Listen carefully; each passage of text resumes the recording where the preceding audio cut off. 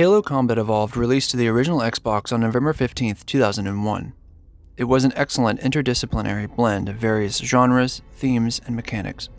It maintained a little of the older arena shooting with jumping, quick shooting, and projectiles that have to be planned for when firing.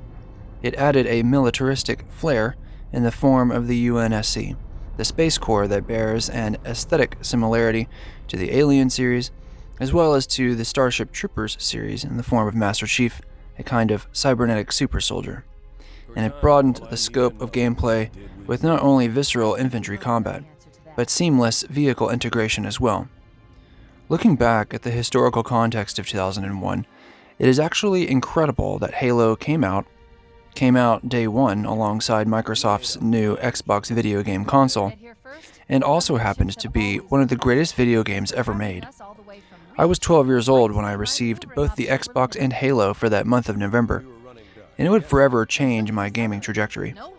It single-handedly pulled me from the PC gaming of Doom and Quake, and purified some of the tactical shooters I had been playing around with in Ghost Recon and Delta Force series into a palatable and fast-paced environment. All at once, almost instantly, I became a console player. It would not be until 2017 when I would return to PC, building my own after a decade and a half. How Halo managed to do this, what makes Bungie's Halo so great, is the purpose of this commentary. What you are about to see is me playing through the game on heroic difficulty, with the exception of the second and third mission, due to Master Chief Collection's brilliant idea of resuming me in the wrong playlist.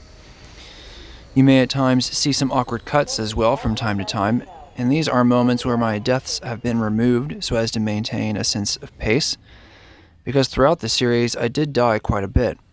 Regardless of one's expertise with the Halo campaigns, on heroic and legendary difficulties, they can present quite a challenge to players to this day. In any case, it is my hope that you enjoy this commentary while playing the game with me, or by simply enjoying the experience of watching a player explore some aspects of the series that you hopefully have not heard before. This is no easy challenge. In preparing for this series, I listened again to the Kane and Rince podcast on the Halo games, and I must say that the crew over at Kane and Rince did an incredible job of being thorough with many of the systems in retrospect. It is my hope that I supply a commentary that works closely with the gameplay you are seeing here, so that you can see much of this in the context of a player playing. When it comes to the particular graphics choice of Halo 1 and Halo 2, I will be playing the original graphics rather than the anniversary editions, as I feel that many of the changes deviate too much from some of the artistic choices of Bungie, particularly in the first game's more moody and darker levels, like 343 Guilty Spark and the Library. The clarity and simplicity of the original graphics benefit the series, in my mind, but it will also be a great method to establish changes in Bungie's artistic ideology throughout the series, if Bungie's graphics are shown rather than 343's. On tiermaker.com, one can find the community rankings for every Bungie Halo campaign level arranged in a tiered list from S+ to D, with S+ being the best and D being the worst. Pillar of Autumn is ranked by the community as right in the middle of the A tier, which is fairly impressive considering its brief runtime. Most of the heavy lifting of the first mission comes from the introductory cutscene, which does plenty for world building. If you didn't read the guide that came with the original Halo game, you would still be presented with the Cole Protocol, where a human vessel would be forced to do a random jump rather than be captured by the enemy, thereby preventing Earth's location from being revealed. You would be introduced to Keyes and Cortana, two major characters for the majority of the runtime for the campaign. The Master Chief, in hibernation, presents a fish-out-of-water experience through recalibration, which you will not see in this commentary, which allows players to invert their aiming controls for those monsters who think inverted controls are appropriate. Most of the quippy dialogue between Cortana and Master Chief anticipates the Marvel era of levity in the face of grave danger, but luckily throughout the series, the Chief and Cortana have a rapport that allows each to fit in the straight-laced and exaggerated archetypes, respectively. Cortana guides the player through each section of the mission, but I should also talk about the architecture of the Autumn itself. It is smart to base the first mission claustrophobically into narrow corridors. Once the player encounters danger and needs to evacuate, The game creates dire circumstances to force the player to jump, crouch, and run quickly from one place to another. Though a player may look up grunts, jackals, elites, and hunters in the manual, the game wisely places them here in shadows, creating a sense of tension and fear at what kind of enemy the player will eventually face. And once Keys explains the goal and hands the chief an empty pistol, there is only a single place the player can go. In my mind, the level is excellent for Cortana to guide you through the several set pieces that will come up in later levels, though with a twist. Report. You play as the Master Chief. The manual describes him as all that remains of a classified military project to build a series of genetically enhanced super soldiers. The little text we receive in the game's manual was enough to bring about an entire universe of ideas, characters, and events, and the centerpiece of the experience was the Master Chief himself. Playing as the quiet protagonist was nothing new, but being empowered in the way the Chief is goes far beyond the text. It has more to do with his abilities, his options for weaponry, and his choice of vehicles. Playing as the Master Chief is a metaphor for emergent choice in an action game, and the ability to maneuver in a sandbox for both a campaign and multiplayer. As any fans know, the Halo 1 and Halo 2 products presented here are not the original console editions, but rather PC ports converted by a third party. What you are seeing then is the Master Chief's collection of the third party of Halo 1 and Halo 2, a series of removals from the original experience, streamed over YouTube on 1080p screens rather than standard definition CRT screens. So these differences in aggregate do have a difference over the interpreted final product. I'm not going to sit here and evaluate for you what experience I think is the better one. Suffice it to say that these experiences are genuinely different, and I wanted to remark upon that before starting.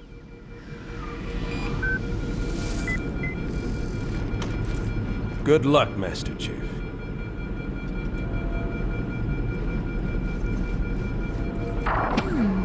Your architecture isn't much different from the Autumn's. Don't get any funny ideas. Don't keep it loaded, son. You'll have to find ammo as you go.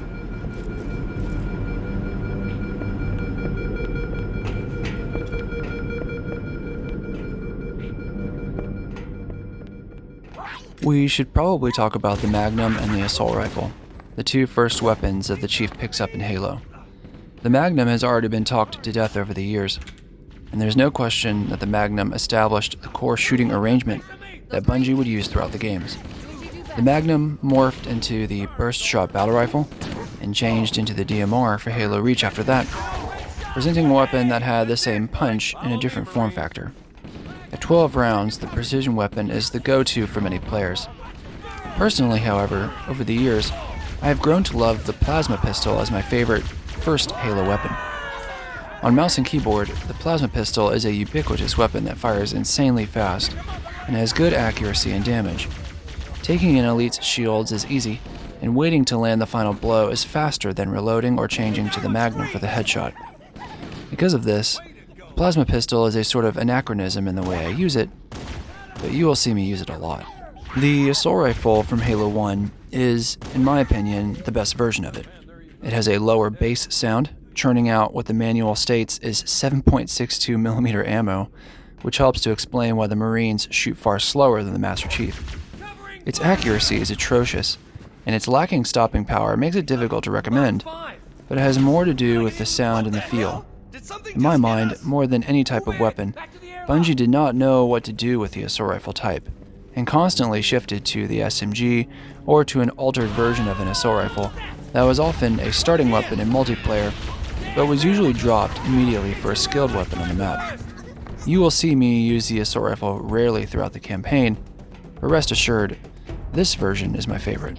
Inside of the Covenant boarding craft, the player can pick up an overshield. In the first Halo, overshields tick down and lose their effectiveness over time. There are power-ups later that provide active camouflage.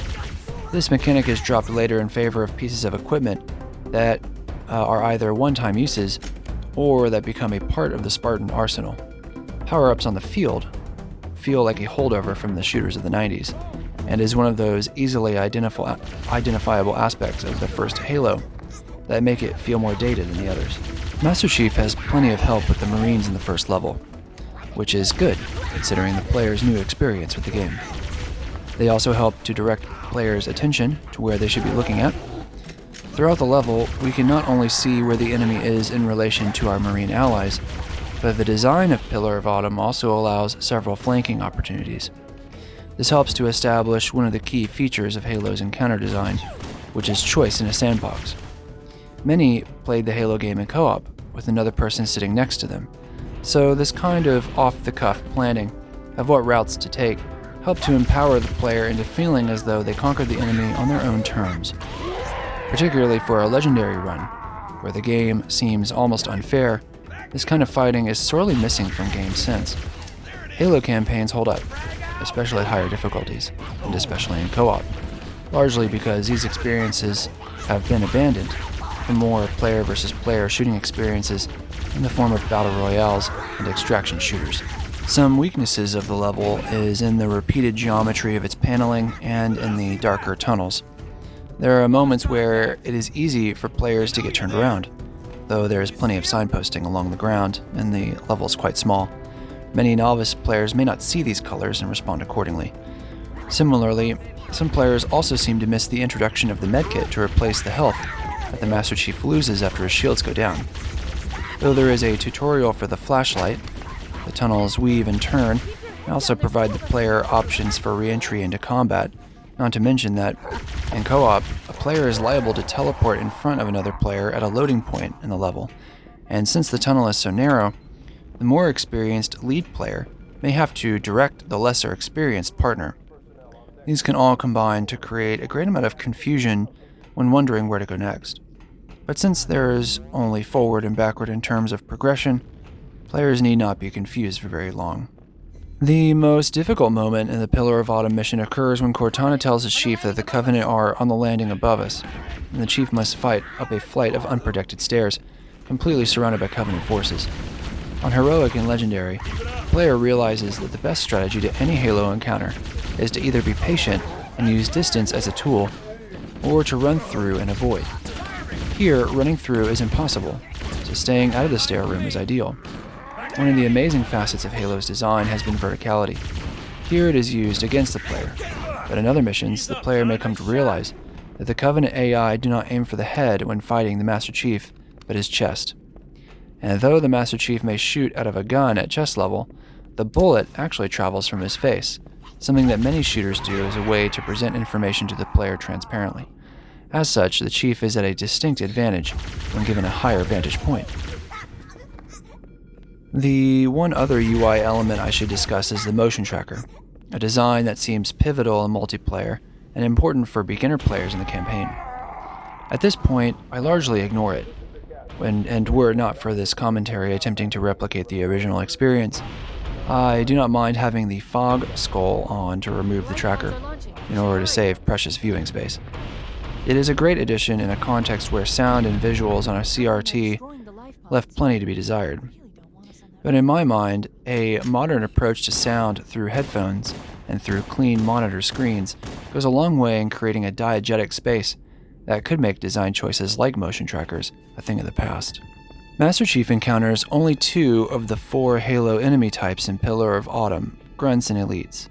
Jackals would be introduced in the second mission, Halo, and hunters in the third mission, Truth and Reconciliation.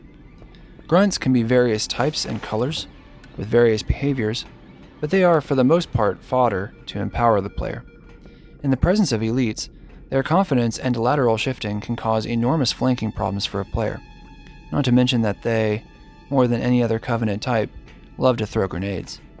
But take out an elite, and grunts will run. Elites stand in diametric opposition to the Chief, possessing shields, but are far more acrobatic than the Chief in its movement. They will push if the Chief gets close, and take cover if he's far away, and his shields go down. Lower ranks are challenging, and more challenging ranks, especially ones that possess swords, can be terrifying.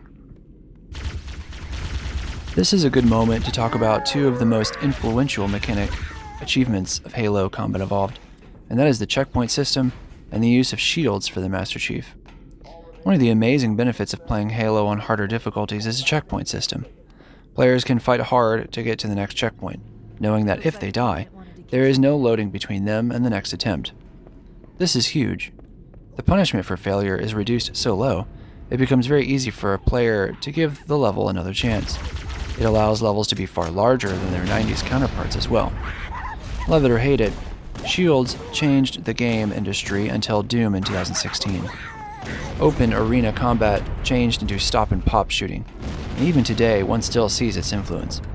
It incentivizes a player to fight in a shooting game much like one would expect in real life, using cover and line of sight to determine how one might choose encounters. There are other ways for shooting games to do shooting, but for the majority of games hoping to achieve some authenticity regardless of its science fiction environment, it was ideal for Halo. Though we have been using plasma grenades pretty regularly, at the end of Pillar of Autumn the player gets a chance to use human grenades in a safe way. In my opinion, the grenades in the first game are the best. With the right angle, players can throw them across a football field. Their explosion timers are a little longer than in the later games, but the explosions are huge, intense, and scatter so much dust. The grenades in the later games feel anemic in comparison. One of the most terrifying aspects of fighting in the first game, and later ones, is the chance for secondary explosions from other grenades, which can be a headache for players at the legendary difficulty. The grenade explosions, the blood that emanates from the Covenant, and the scattering of guns from the floaty physics, all combine to create some of the most fun experiences with explosions throughout the Halo series. By the end of the first mission, not only does the player have a sense of the fundamentals of the Halo game, the weapons, grenades, and melee, and not only does the player understand light and dark, verticality, as well as shields and, hopefully, health, players are also going to see the power of the science fiction genre in the form of the Halo ring. Keyes decides to land the Pillar of Autumn vessel on the ship, and our landing craft is barreling towards a strange world, foreign to both humanity and the Covenant, foreshadowing a mystery that will be unveiled in 343 Guilty Spark. Halo is a superweapon, but not in the ways Keyes thinks of it, inviting a twist that feels both surprising and inevitable. Hell if I know, but we're landing on it. The Autumn! She's been hit! I knew it. The Autumn's accelerating. Keyes is going in manual.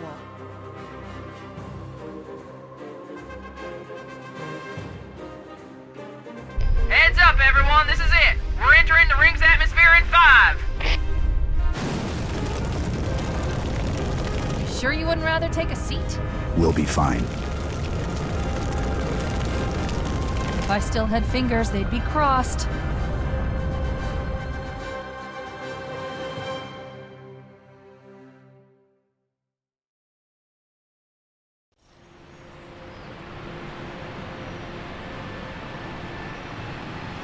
We're coming in too fast. Damn! Air brake failure. They flew too early. The second mission of Halo is a great mission for a returning player, but can be overwhelming for the new one. Compared to Pillar of Autumn, Halo is a massive and open-ended experience with multiple pathways to completion. For the beginning of the mission, all the Marines are dead, and it's just Cortana and Chief, a stark contrast to previously where Chief is rarely alone.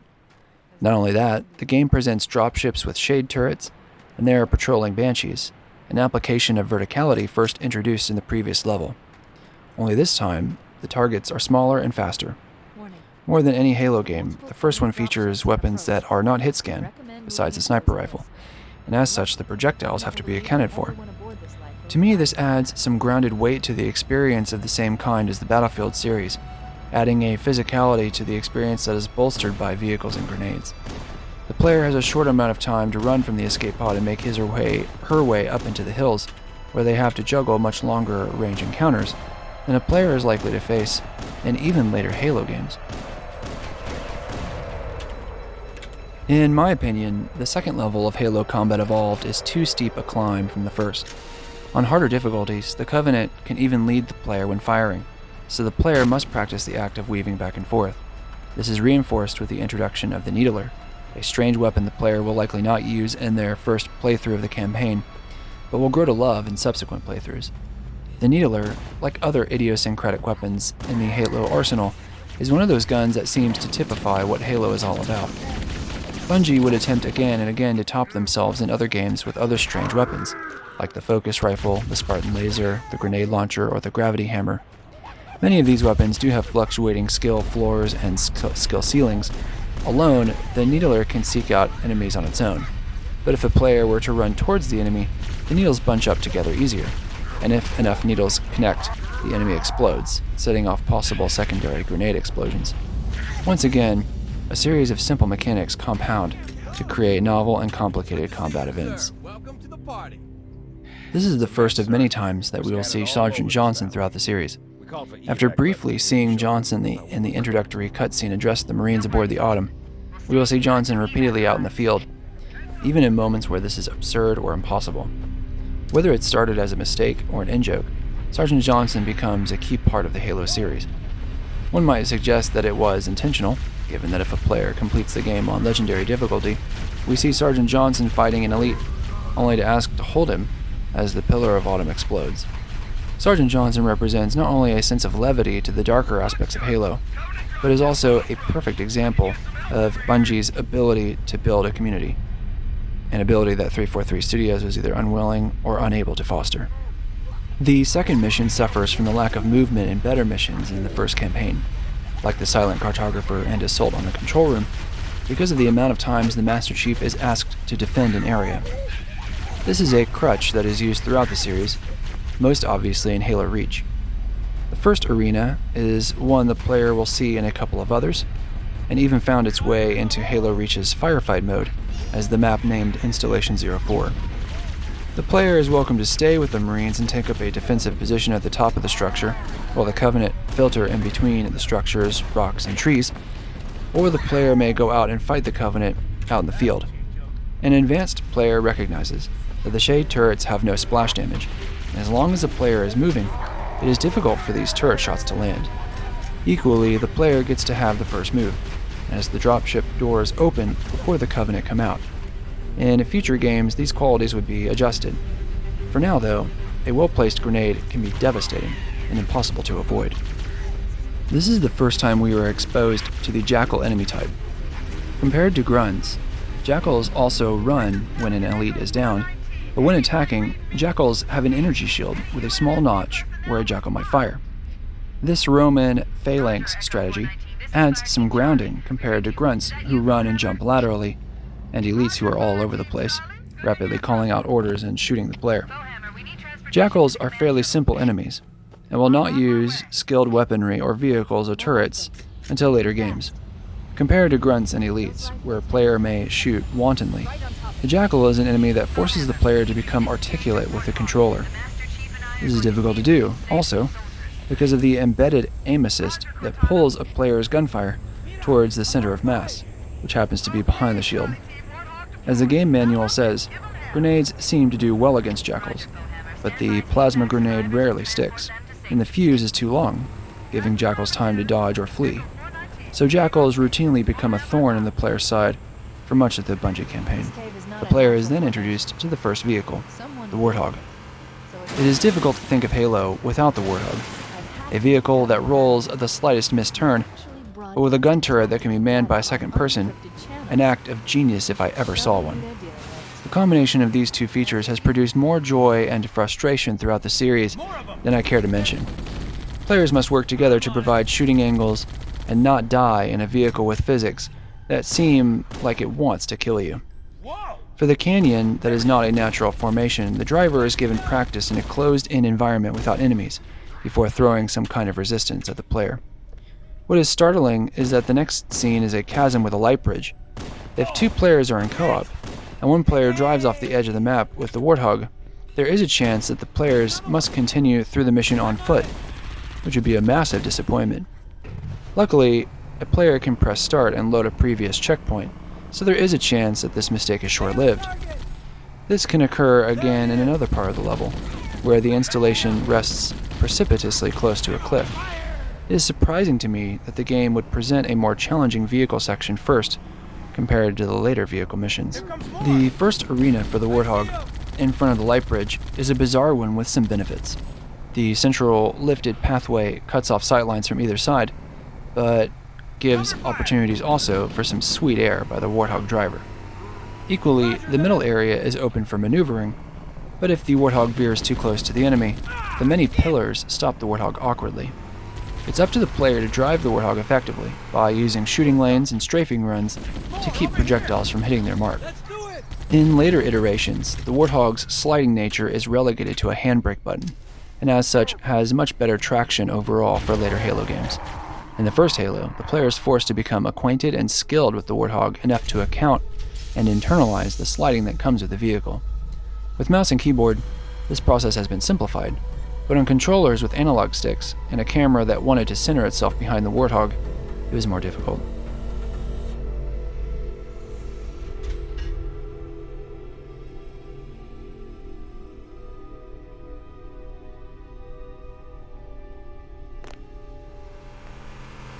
The second level attempts to direct the player in the form of hazard lights placed at the entrances of each of the 3 escape pod locations. As you'll see from the way I play, each of these lights can be seen from the entrances and exits of other places. Unfortunately, for a new player, with so much stimulation in a second level and so much open ground, with a brand new vehicle, these lights can be difficult to point out. I remember many times as a child playing with adults like my dad and various uncles, where it was difficult to determine where exactly to go. For players playing all over again, this adds some great replayability to the whole affair, but it also makes that first time playing very difficult. Compared to Silent Cartographer, the player always has the shore to work against, as the level takes place on an island. Halo, in contrast, offers very little guiding markers in its central hub, save for an extra escape pod that can be ambushed by banshees, we shall see here in a bit. Each location challenges the Master Chief in different ways. The cliffside is a close encounter underground. The rocks present the Chief with a sort of short or long engagement, and the Marines in the hills above the structure force longer engagements with a sniper rifle. While each goal is the same, while 2 of the 3 locations offer the same installation, you'll notice enough variation in the encounters to make it not feel repetitive. Even some of the textures change in color and contrast, with the hills being far darker and shaded compared to the bright and exposed cliffside. The rock outcropping is excellent for the Warthog, where a player can strafe back and forth, while to do this for the cliffside installation would be suicide. It is possible to use the Warthog in the hills, but is ill-advised. Of course, one of the thrills of Halo is in the fact that a player can choose to ignore this environmental advice at any time. As Fohammer picks up and drops off elements in her Pelican, one can smell the whiff of the video game StarCraft. The coolness of the pilot perhaps reminds us of dropships from the real-time strategy game. The vertical liftoff and landing works well in video games, and it signals the beginning and ending of many missions in this first Halo game. With each escape pod, the Master Chief is welcome to recruit more Marines to his cause, giving him the extra leg up for the next escape pod he finds. And the announcement of Fohammer signals to the player that their time in a certain location is over. At one point in the mission, the player may encounter a downed escape pod in the central hub of the mission. If the player chooses to investigate it, they are likely to encounter banshees strafing their position with plasma fire and its deadly fuel rod cannon. The Warthog can easily dispatch these enemies if it is in the right position to do so. This is more difficult than it sounds, as the gun's range of motion makes it difficult to look steeply into the air. In single player, if one of the Marines goes down, the Chief may be forced to take the gun themselves, or ignore the banshees completely. Game on! In the second mission, you're introduced to the sniper rifle, a weapon that is extremely valuable for its ability to instantly headshot an enemy, but also for its ability to shoot through flesh into opponents behind the target. The sniper rifle has 2 options for zoom, a 2x and a 10x. The 10x zoom is sort of incredible. In video games, I have a soft spot for not only the range of encounters, but also for the ability of a game to maintain that range and present it to the player with weapons and abilities like this. With the exception of certain games, like with Ubisoft's Ghost Recon series, am I given the chance to spy from this distance. The night vision feature is not necessary now, but will become important for the following mission, Truth and Reconciliation. This is a good time to mention that, for the original Halo, many enemy weapons have projectiles that move much slower than friendly ones. This gives a competitive edge with speed, where a player knows when to move in and out of cover. This will not always be the case, most infamously in Halo 2 with the fabled Jackal Sniper Alley, when a player plays the game on Heroic or Legendary. For now, I think that the first Halo, more often than not only was able to be a formidable game for console shooting, but was also the perfect first shooting game for new console players. If we lean on the idea that campaigns are training grounds for multiplayer games, then Halo knocked it out of the park. While there are some tips and tricks that are multiplayer-centric, the rest of it was discovered in the campaign, and many of these calisthenics are perfect for learning how to use a controller. It is not surprising to learn that the Duke controller for the original Xbox was designed with Halo in mind. Imagine the controller we would have had, with Nintendo experimenting with the N64 and GameCube, without Halo as Xbox's leading title. One of the strange anachronisms that makes the first Halo a little more difficult than its later iterations is in enemy animations. You'll notice throughout my playthrough that enemy movement in the first game is not given much warning, where elites will instantly duck and weave. This makes it difficult for a sniper to land a shot, even with mouse and keyboard. In later games, the Covenant will foreshadow their movements more dramatically, giving the tone a slightly more cartoony feel, but also being a little easier for the player to predict. Another aspect of the Halo campaign is in its backdrop. The second mission features installations that shoot blue energy from its center, not only to signal the player to where other Marines are located, but also to send your eyes upward towards the skybox. The Halo ring is an imposing part of the campaign, ever present, and one that is sorely missed in the following Halo games. One of the hopes of Halo Infinite when I heard about its going open world would be that Halo Infinite would fully render a Halo ring, and would let the player circumnavigate the entire thing by the end of the campaign.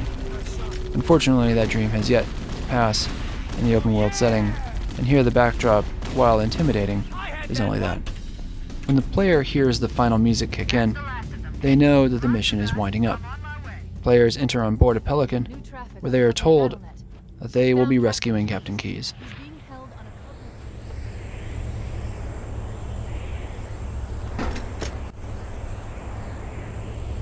We should move out, Lieutenant, and then we'll need your help on a rescue mission.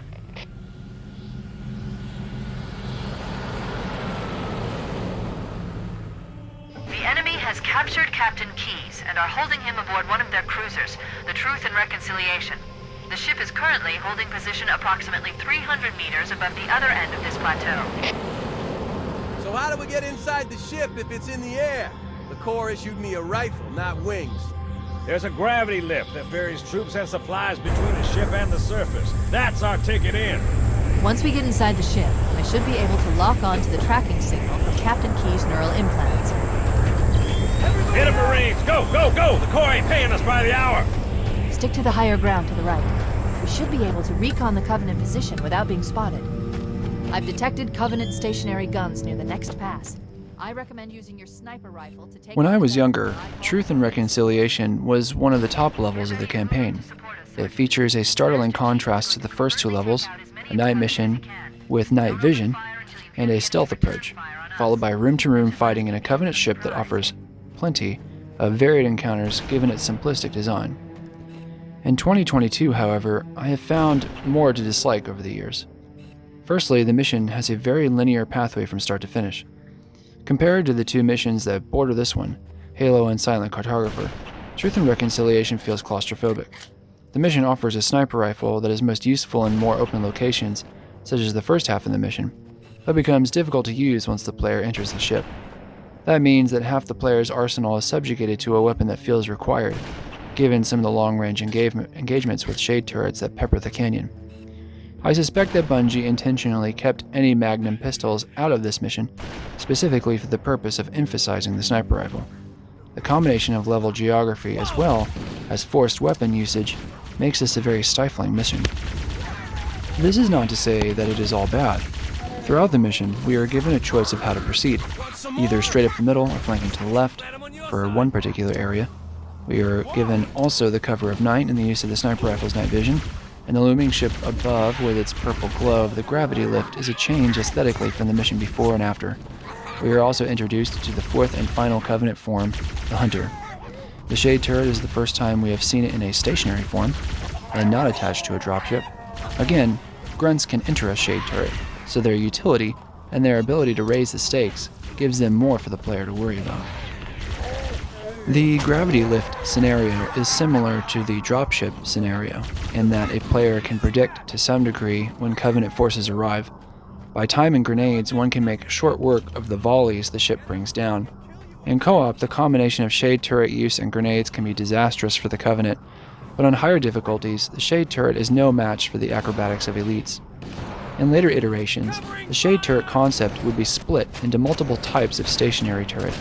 For now, the shade turret is one more simple puzzle piece that factors into the mise-en-scene of Halo's combat, and the color and structure of the shade turret's projectile moving through the night is beautiful enough that they use it again heavily in the later missions, especially to betrayals.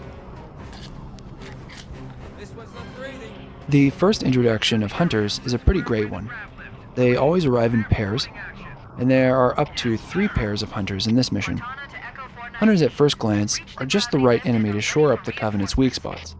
Unlike jackals, hunters have greater mass and tougher armor, and can fight off multiple marines, making hunters the sort of infantry backbone when vehicles are not present. Their fuel rod cannon is the only infantry Covenant weapon with splash damage, besides the combinatory explosion of the Needler. Plasma grenades can be thrown, but their slow activation time, movement, and bright light makes them not as dangerous as the fuel rod, which travels quickly and gives players a minimal time to react before detonating immediately. Hunters sacrifice mobility, but can become aggressive if one enters within the field where shooting the fuel rod cannon becomes dangerous to the hunter itself. Unfortunately, once players identify the weak spot at the back, and once players realize that a signal magnum shot can eliminate hunters, they become trivial. This is a facet of their design which will change over time, as this weakness becomes such a dominant strategy that it effectively breaks hunters as a compelling enemy, in my opinion. This is also the mission where the Chief is introduced not only to elites with swords, but to invisibility, and invisible elites with swords. One of the most difficult parts of the entire game can be found in the moments just after entering the Covenant ship. An invisible elite with a sword can kill Marines and the player in a single swipe, can come out of any of the available 4 doors, and will not stagger or waver from shooting. He travels faster than the Chief, and Marines do not know to shoot him because he has active camouflage. And at legendary difficulties, killing an elite takes many hits. The player has not perhaps seen a difficulty spike like this. The old strategies I mentioned of distance and patience are not possible here, nor is there a possibility for running. This is a moment that the first Halo uses a couple of times. In 343 Guilty Spark, once the Chief is introduced to the Flood, he is trapped inside that room. In 2 Betrayals, the Chief is forced to fight off Sentinels once the player and Cortana break ties with Guilty Spark. Used sparingly, these moments help to give those skilled players a chance to sweat. Used too often, and they begin to seem like artificially boosting the difficulty without cause. I think out of all the moments I have presented, this one is the weakest one. Covenant lambast the Chief from all sides, including the sword-carrying elite, who can kill in one hit. Bungie tried to signpost this moment with the door's audible opening signal, and the elite roaring in disgust. But sound design before the ubiquity of headphones simply on a CRT television was likely not enough warning to keep the Chief ahead of the curve. One criticism I can make of Truth and Reconciliation is that it does not necessarily feel like a ship. There are hangar bays, control rooms, and prison quarters, but compared to later iterations of fighting through Covenant ships, this first attempt falls short. Instead, it feels more like a facility on the ground. When later games make callbacks to the original campaign, sometimes it falls flat, but in others, it is an improvement. In my mind, Covenant vessels in the future Halo games improved from this first attempt. Like Pillar of Autumn, the repeated hallway geometry of the Covenant ship is enough to turn players around. Even in this playthrough, you will likely not see it because I skipped it.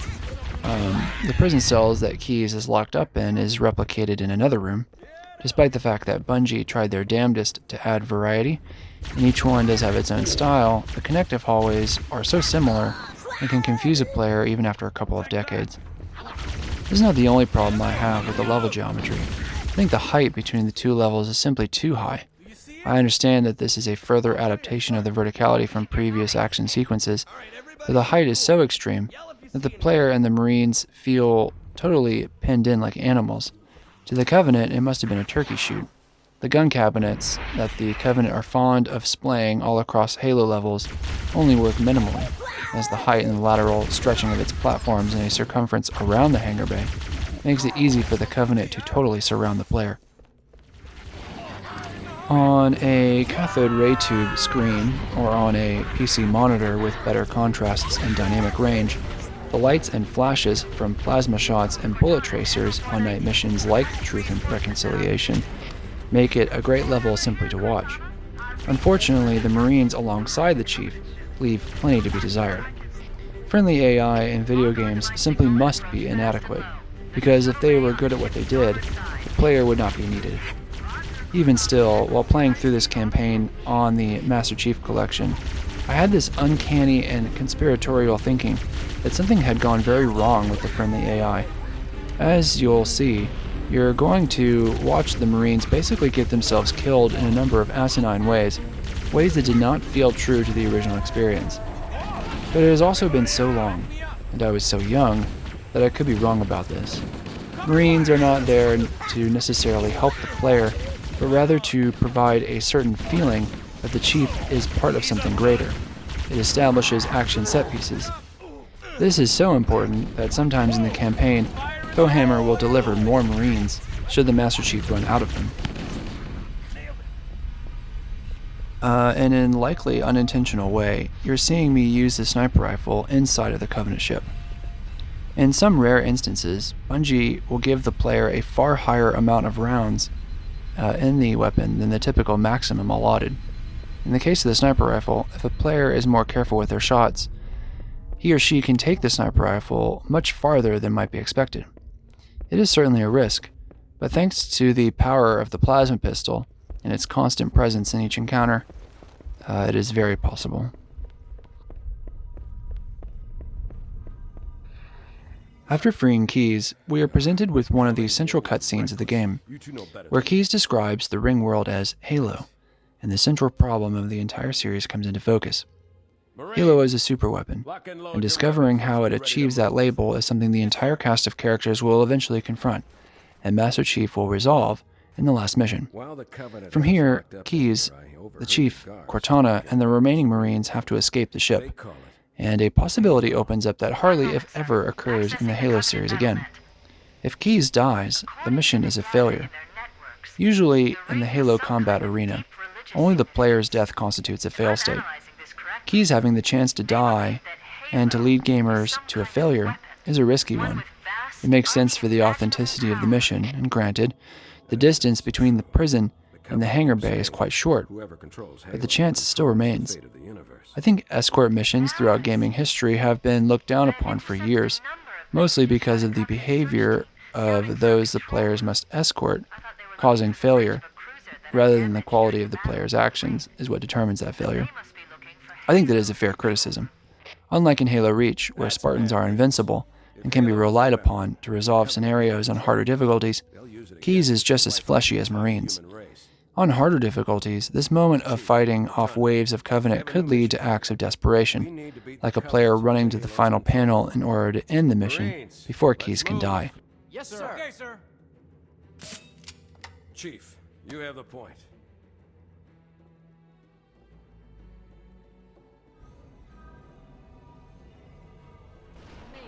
There are assumptions about alien technology that make it so that, for example, Keyes can fly a dropship, or that Cortana can enter a Forerunner control panel. How this is done is neither here nor there, and simply allows for the story to continue, but it is one of the features that separates soft science fiction or space adventure from hard science fiction. Nobody on this side. That's it. The dropship is loose. Everybody, mount up. Let's get on board.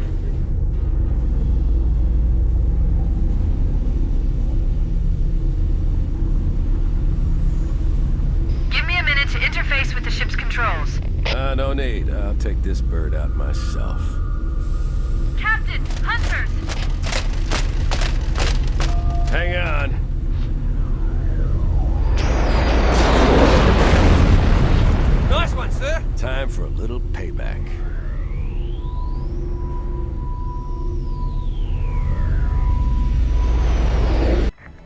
In terms of the entirety of Bungie's Halo campaigns, the Silent Cartographer may be their most perfect mission.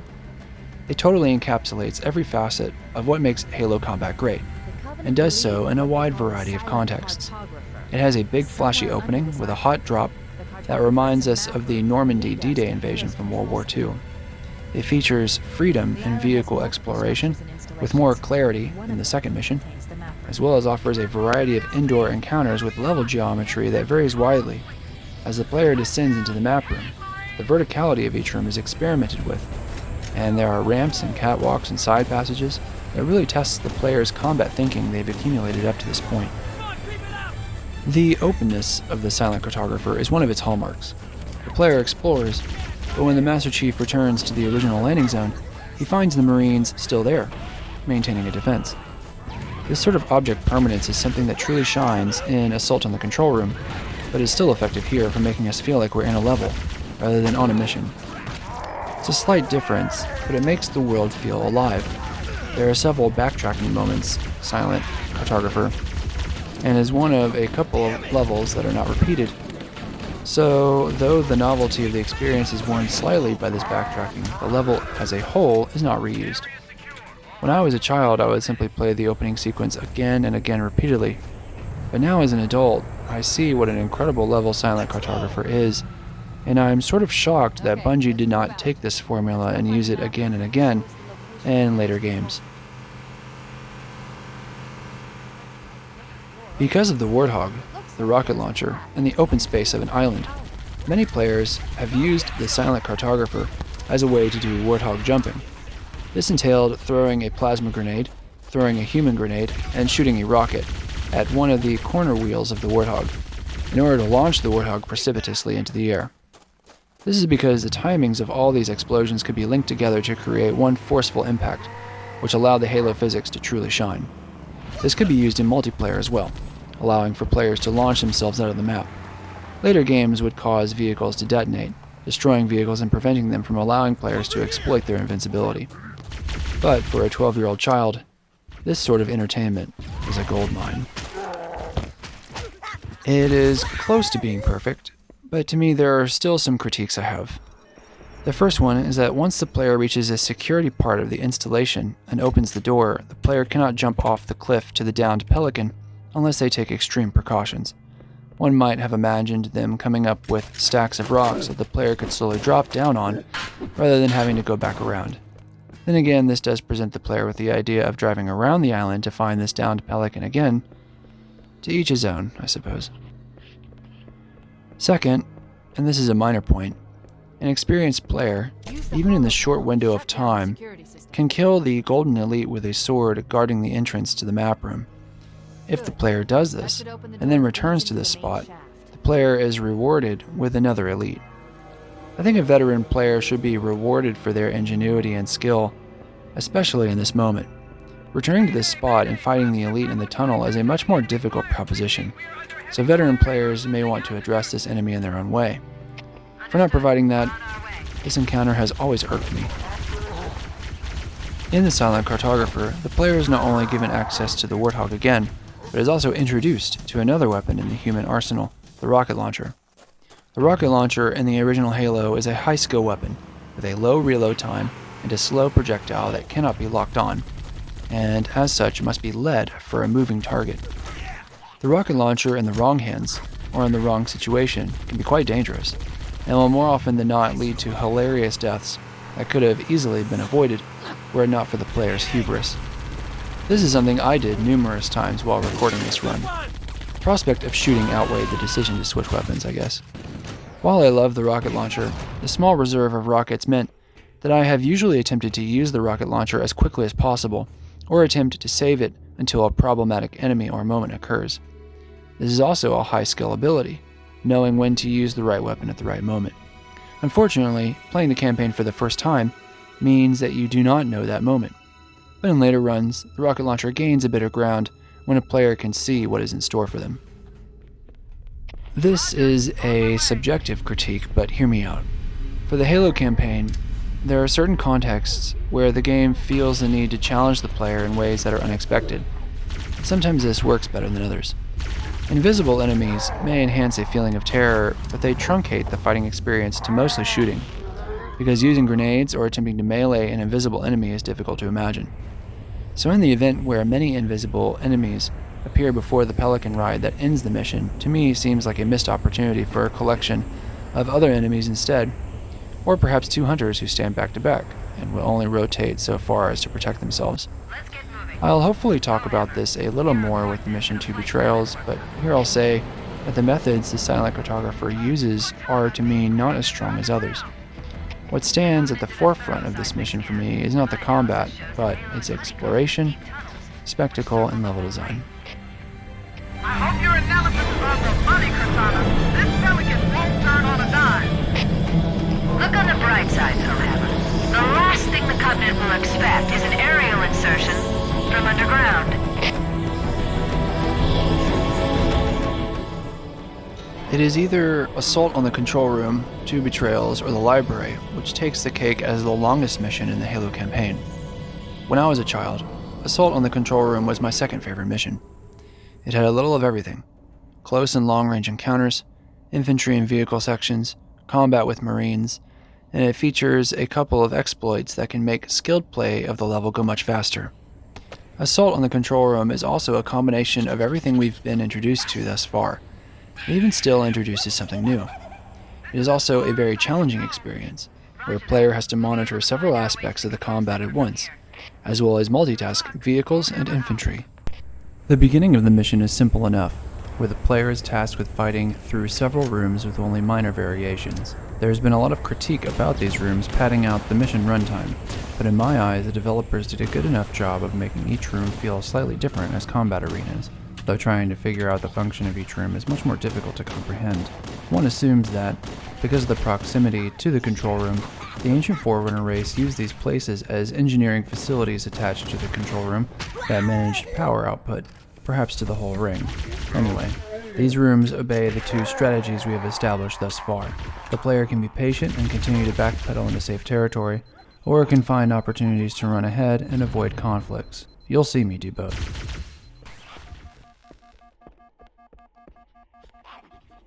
We have not had much breakable glass in the campaign, but now it seems as though several rooms have it here.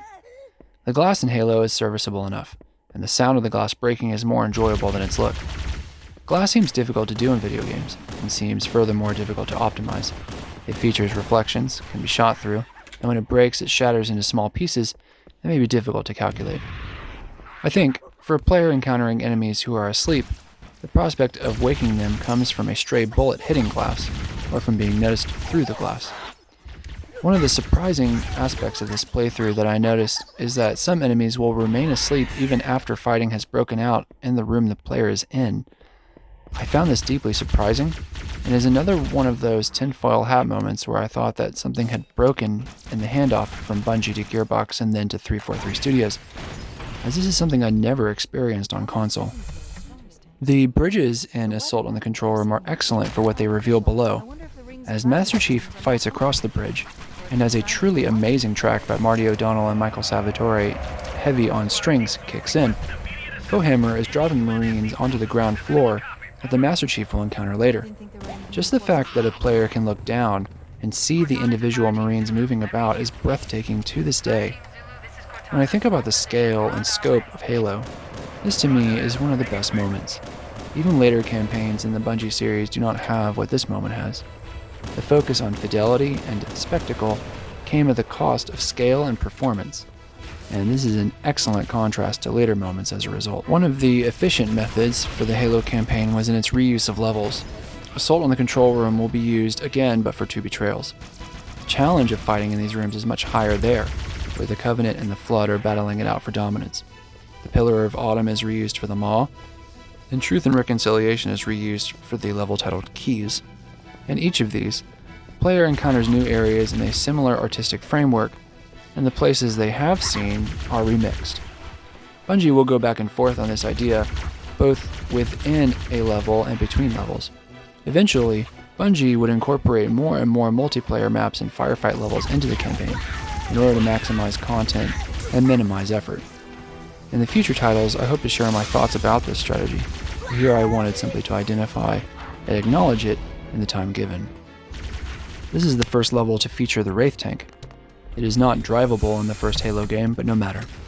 I consider the Wraith tank one of the best designed vehicles throughout the series. There is something truly terrifying about seeing the Wraith plasma bomb high in the air and dreading where it will land. On harder difficulties, the Wraith tank fires faster and with more accuracy, so it scales well. Its hovering ability makes it skilled at laterally dodging rockets, and with the inclusion of ice making the Warthog slide even more than it already does, the first Wraith tank encounter is one of the best. The skill ceiling of the Wraith tank is greater than the Scorpion tank, and in later games the Wraith's projectile can be extremely effective to those who know their intuitive geometry in firing it. The Wraith tank was most fun in multiplayer, where many players could enter them and fire them across maps, resulting in old-fashioned exploding good times. In my mind, the Wraith is peak Halo. It shoots, but in doing so it gives the player options. This mission also introduces us to the Ghost. The Ghost, like the Banshee, is a limited-use vehicle with health, and will explode while the Chief is in it. The Ghost is a fast-floating vehicle, and its ability to shift laterally while focus firing on an enemy is very handy in a game where projectiles move slowly. In co-op games, the Ghost is a great second vehicle for a player who does not have access to driving the tank or Warthog. At times, friendly Marines will attempt to use the Ghost, and this usually ends horribly. The twin guns will eventually fire at obtuse angles if damaged enough, but shooting the guns semi-automatically gives you a leg up on accuracy despite the damage. I don't mind using the Ghost to get around, but I often drop it when in sight of more fun or enjoyable options. On the other hand, the Scorpion tank is not as well received in my book in the first Halo game. As much as I liked the tank section as a child, as an adult I find myself quite frustrated. It moves slow, turns awkwardly, and most frustrating is its inaccuracy embedded into its firing mechanism. The coaxial machine gun is freakishly inaccurate, and the main cannon deviates randomly, making perfect shots impossible. So the player is left with spamming the gun continuously until everyone is dead. As a result, it is much more fun in anti-infantry combat than against other vehicles, though shooting a Ghost until it explodes is a great deal of fun. The Scorpion tank also has 4 side seats for Marines, which, given the type of combat Master Chief will soon face, is tantamount to suicide. Many Marines who board the Scorpion on the side will die miserably. 343 Studios retroactively included Skulls into its anniversary edition of Halo in 2011. Skulls provided the ability for a player to alter the behaviors or modify the game in order to make it different or more difficult. Here you can see one of the locations for a skull on this pipework stranded out above a deep chasm. I'll talk about skulls in the future, as I don't really believe this is the place for it, but one can find skulls scattered throughout the levels. The Master Chief collection allows skulls to be turned on and off without having to be discovered and picked up. Assault on the control room was always a pretty level to look at, and to me this moment of climbing out of the tunnel and seeing the dropship in the distance is its pinnacle moment. Seeing the Scorpion shot trajectory and the distant explosion, the Ghost cresting the entrance to the tunnel, and the dropship in the distance, it all speaks to an almost cinematic quality that many games try these days, but cannot replicate simply because it feels artificial. One of the qualities of the Halo games people talk about again and again is sort of similar to how people used to feel about the Battlefield franchise. Often certain moments in a multiplayer Battlefield conquest match will feel filmic, as though it were in a movie. Call them emergent cinema. Halo does this so well that some people created machinima out of it, most notably the Red vs. Blue series by Rooster Teeth.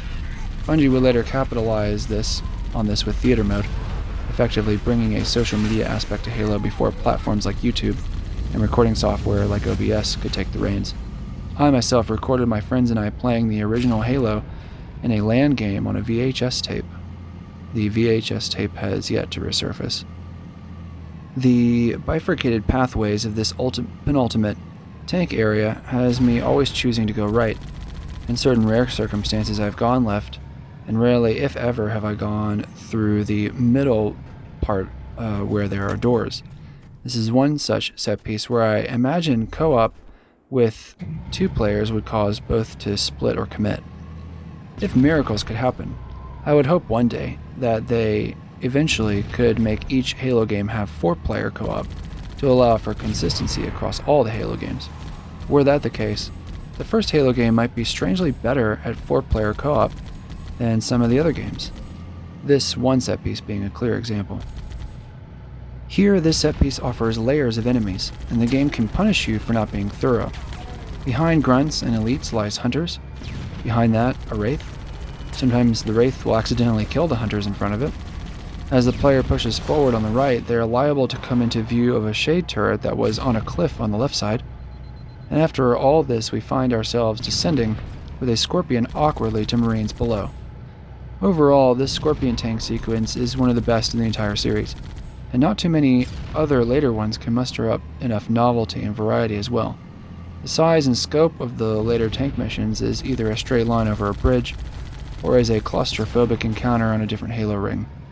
The spectacle of the Ark mission in Halo 3, or in the Covenant missions, are an exception, but the Halo ODST and Halo Reach tank missions are just abysmal in my eyes. The tank sequences in Halo are not always ideal. The best case for the Scorpion occurs in 4-player co-op with a high difficulty, where players can work with the tank in taking out teams of enemies. This final section before dismounting off the tank is an awkward one. Once again, we have the verticality of Marines pinned down below, pinched between Covenant forces at the top of the cliff, even including some shade turrets, as well as pushed back by hunters below. Navigating the Scorpion down the steep decline, while trying not to slide down either side, as well as avoiding the Marines sprinting towards you to climb back onto the suicidal side seats, has always made me prefer either climbing out of the tank beforehand, going incredibly slow, or dropping off the cliff sooner rather than later. It is an anticlimactic end to the tank section, but here it is at last. We have one final push before moving back indoors, and what a difficult charge it is. Multiple vehicles, including a Banshee, as well as multiple turrets. Hopefully, the Chief is able to do this with a handful of Marines and the rocket launcher picked up beforehand. Compared to other titles, even with the Master Chief's increased ability later in the series, the game's backed off this kind of difficulty curve. From Assault on the Control Room on, there is very little hand-holding, as Bungie was under the impression, I suppose, that the player had mastered all of the mechanics. Indeed, by the end of the level, we have been exposed to all of the enemies, most of the weapons, and vehicles that are present in the manual. Of course, that is not all. What awaits us in 343 Guilty Spark is the first twist, one that cements it not only as a great action-adventure, but as a great game. For now, the Chief must repeat his room clearance at the beginning of the level, but with some added twists. There is a moment where there are 2 bridges now, where the player must check both what is in front of him and his flank, not to mention that some bridges have a second floor running in parallel underneath. Near the end of these sequences is a natural formed bridge, which contains a slew of enemies, very little cover, though there is a chance for the Master Chief to commandeer a Banshee if he can kill the elite before he gets in it. It's not an easy task. If the player is unable to grab the Banshee, there is still a chance for a veteran player to ignore the back end of the mission by instead leaping onto the central supporting strut that bifurcates the control room. And after sliding down, there are only 2 more rooms to go before the control room. The architecture of the control room is used several times throughout the series, in this game and in later ones. The terrorist movement back and forth along these side ramps does not feel like something the Forerunners would actually use, given their knowledge of elevators. It feels more like the game attempting to maximize the geometry of its levels. Skipping these sections feels appropriate in my eyes as a result. While the room-to-room clearances offer the minutest changes in geometry and enemy makeup, these lanes leading up to the control room feel all identical. All in all, Assault on the Control Room is one of the larger missions in the game. It's long because of the amount of enemies thrown at you, unprecedented really in the campaign so far, but it's also larger in terms of geometry. There are whole parts of the mission still to be uncovered in 2 betrayals. Unlike Silent Cartographer, the main thrust of Control Room is its combat and creating elaborate sandbox experiences, so the level is more linear, but in this linearity there are also more opportunities for improvisation, more than the linear Pillar of Autumn and Truth and Reconciliation.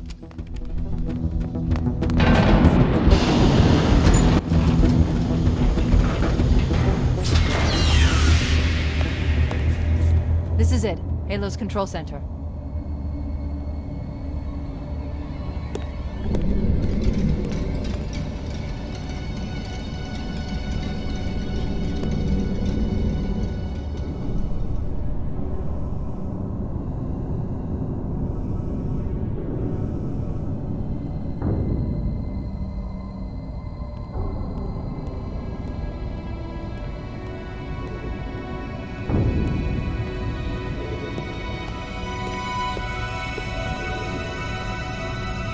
That terminal, try there.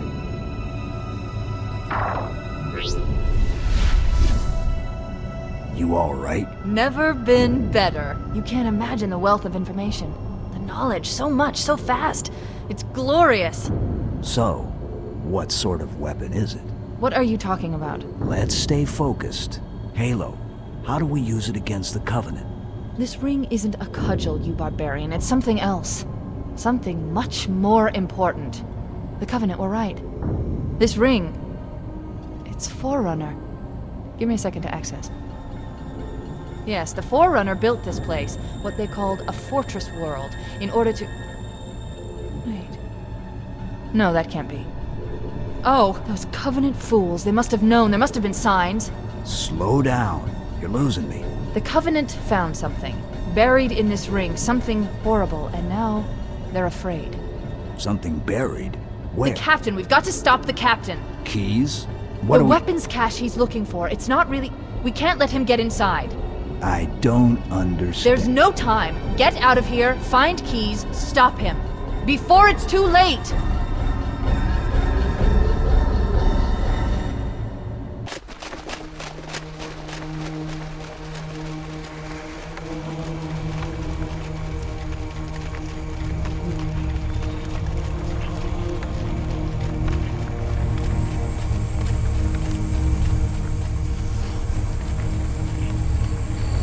The last transmission from the captain's dropship was from this area. That was over 12 hours ago. When you locate Captain Keyes, radio in, and I'll come pick you up. 343 Guilty Spark is one of my favorite missions throughout the series. As a 12-year-old, I hated this mission, largely because it scared me. And I suppose this is a good time as ever to talk about the Anniversary Edition graphics done by 343 Studios. I think it was inevitable that, given the movement from CRT to LCD screens, and given the change from standard definition to high definition, there would be some desire to tailor video games to new technology. In 2011, as a 20-year-old, the change in the graphics seemed stunning. Looking back now, in my 30s, I see a lot of the artistic decisions really do not align with the original intent.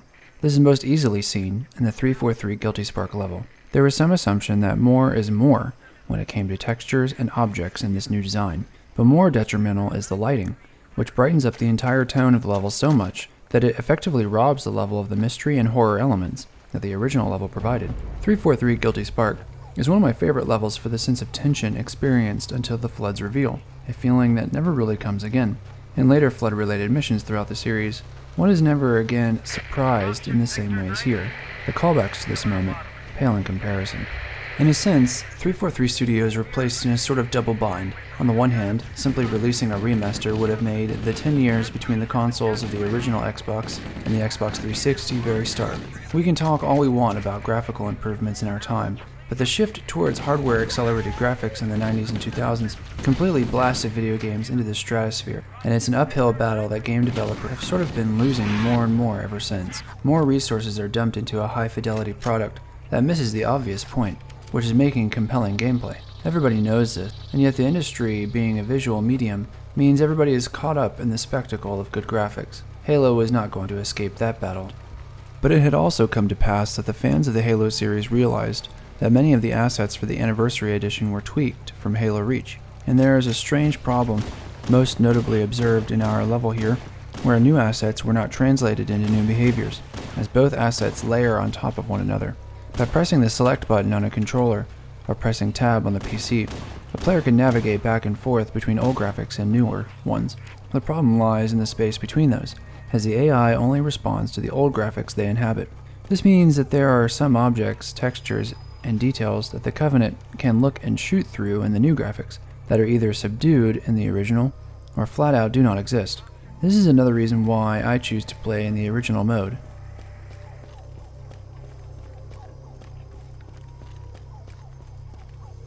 The most egregious use of new graphics concerns the night missions, which are more than you might think. Truth and Reconciliation, Guilty Spark, 2 Betrayals, and Keys all take place at night, and this could possibly be the highest percentage of night missions throughout the series, an obvious caveat being Halo 3 ODST, which features an open-world night map. In these, the overall brightness is tuned far too high, and the somber tone of the horrifying imagery is not given its rightful context. While Marty O'Donnell's and Michael Salvatore's music correctly brings a feeling of dread throughout the level, with high-pitched and discordant strings combined with abstract low-level hums, the graphics cannot even begin to convey that. Perhaps then the best places for the graphical update concerns those weaker and repetitive moments in interiors, such as the Truth and Reconciliation ship, and the control room hallways, and transitional rooms. With Truth and Reconciliation, the brightening effects make the ship feel as though it is active and used, rather than some dark and derelict facility. And perhaps the scale and spectacle of Silent Cartographer and Assault on the Control Room are given an uplift for their combat-heavy moments. But I think a true remastering will occur in Halo's future, as either a remake from the ground up, or a kind of professional ray-traced remake, done through AI-enhanced features that are coming from NVIDIA's Remix technology, for example. I think the original Halo, with its massive scale and its incredible color and lighting choices, the flash of weaponry, and the way projectiles move, would be perfect for a ray-traced edition. I haven't mentioned this until now, but 343 Guilty Spark and the Library are the only 2 levels where Cortana is not in the Master Chief's head. The player does not realize how comforting Cortana's presence is until it's gone, and these 2 levels are improved because of her absence. Had Cortana been there to offer her quippy levity, much of the clownishness or the hokey aspects of science fiction may have made the levels feel gimmicky. Instead, the weight of the experience is given its due, and Bungie leaned into the twist with enough subtlety that I think works.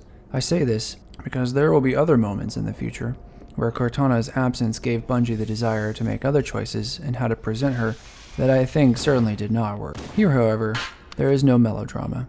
The excellent art design and technical prowess of Halo are allowed to do the talking, rather than Cortana.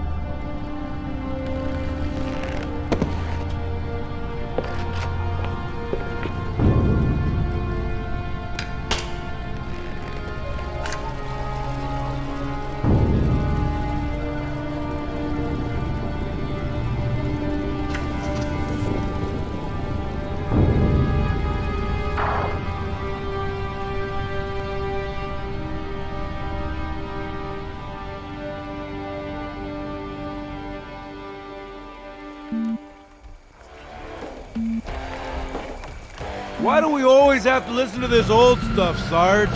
Watch your mouth, son. This stuff is your history. It should remind you grunts what we're fighting to protect. Hey, if the Covenant want to wipe out this particular part of my history, that's fine by me. Yeah, better it than us. You ask them real nice next time you see them, Vicente. I'm sure they'll be happy to oblige. LZ looks clear. I'm bringing us down. Go, go, go!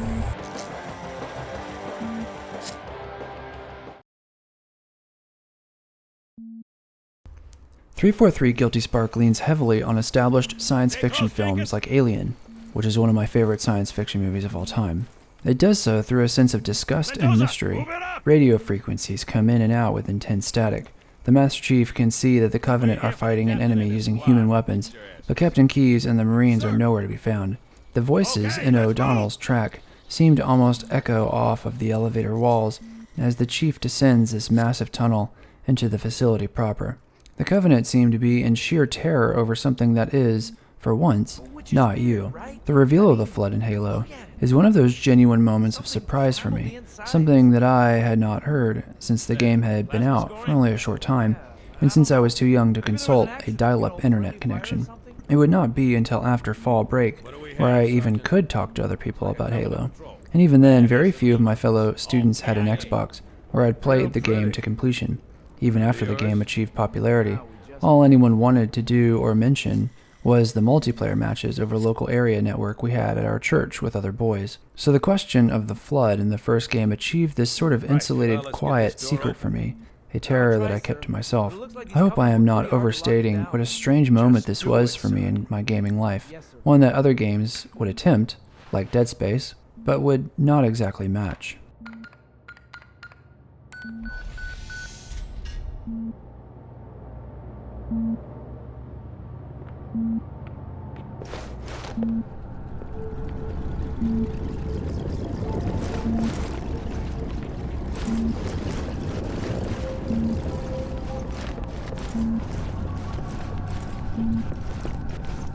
I got a bad feeling about this. Boy, you always got a bad feeling about something. Sarge, can you hear me? What's going on, soldier? He's got contacts, lots of them, but they're not Covenant. They're just tearing through us. What the? Oh, no! Corporal, do you copy? Over! Mendoza, get your ass back up to second squad's position and find out what the hell is going on. But I don't have time for your lip, soldier. I gave you an order. Sarge! Listen! What is that? Where's that coming from, Mendoza? I don't... There! Mira!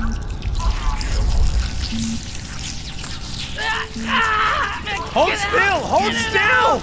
Let him have it!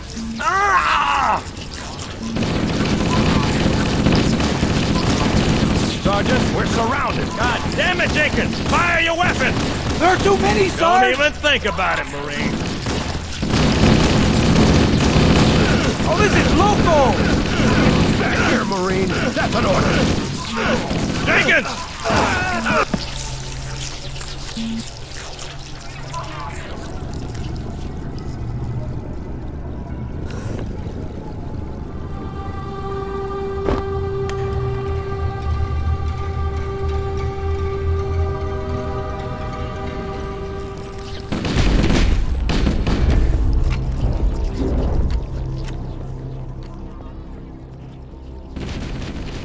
The Flood exist in diametric opposition to the Covenant in terms of tactics. While the Covenant are more stationary and territorial, the Flood is an aggressive zombie-like horde. They shoot any sort of weapons, even rocket launchers and shotguns, as well as magnum pistols, all of which can be deadly to the Chief. The enemy types also differ as well. The small infection spores leap at the player wantonly, bursting themselves onto the player. These would be difficult to fight were it not for the area of effect damage they give off when dying, which can set off a chain reaction for other spores nearby. Here the assault rifle finally gets its time to shine as the weapon that seems perfectly suited to counter the spores. And yet, oftentimes the spores can be kited and killed efficiently, and with shields on medium difficulties, can be almost ignored, so the assault rifle moment does not last. The Flood exist in diametric opposition to the Covenant in terms of tactics. While the Covenant are more stationary and territorial, the Flood is an aggressive zombie-like horde. They shoot any sort of weapons, even rocket launchers and shotguns, as well as magnum pistols, all of which can be deadly to the Chief. The enemy types also differ as well. The small infection spores leap at the player wantonly, bursting themselves onto the player. These would be difficult to fight were it not for the area of effect damage they give off when dying, which can set off a chain reaction for other spores nearby. Here the assault rifle finally gets its time to shine as the weapon that seems perfectly suited to counter the spores. And yet, oftentimes the spores can be kited and killed efficiently, and with shields on medium difficulties, can be almost ignored, so the assault rifle moment does not last. The larger enemies in the original Halo are the Elite and Marine anthropomorphic soldiers. Both of these types are incredibly fast, and can enter a frenzy that, in hindsight, looks kind of comical. Both of these enemies in the first Halo game have the capacity to revive after being downed, randomly getting up to attack the enemy. This illogical moment would be concretized in later games, requiring a spore to enter the flood to reanimate them. This is an annoyance now, but was absolutely scary when I was younger. For some reason, having to check each body momentarily was enough to send me into a tailspin. They also have the ability to make massive jumps, crossing giant chasms and closing distance quickly. Shooting a flood enemy as it's barreling towards you is entertaining even today. The second larger type and final type for the first Halo is the Carrier. The Carrier waddles hilariously towards enemies, exploding and causing secondary explosions with close grenades. Explosions can also launch carriers. When they die, they leave behind spores that were hiding inside.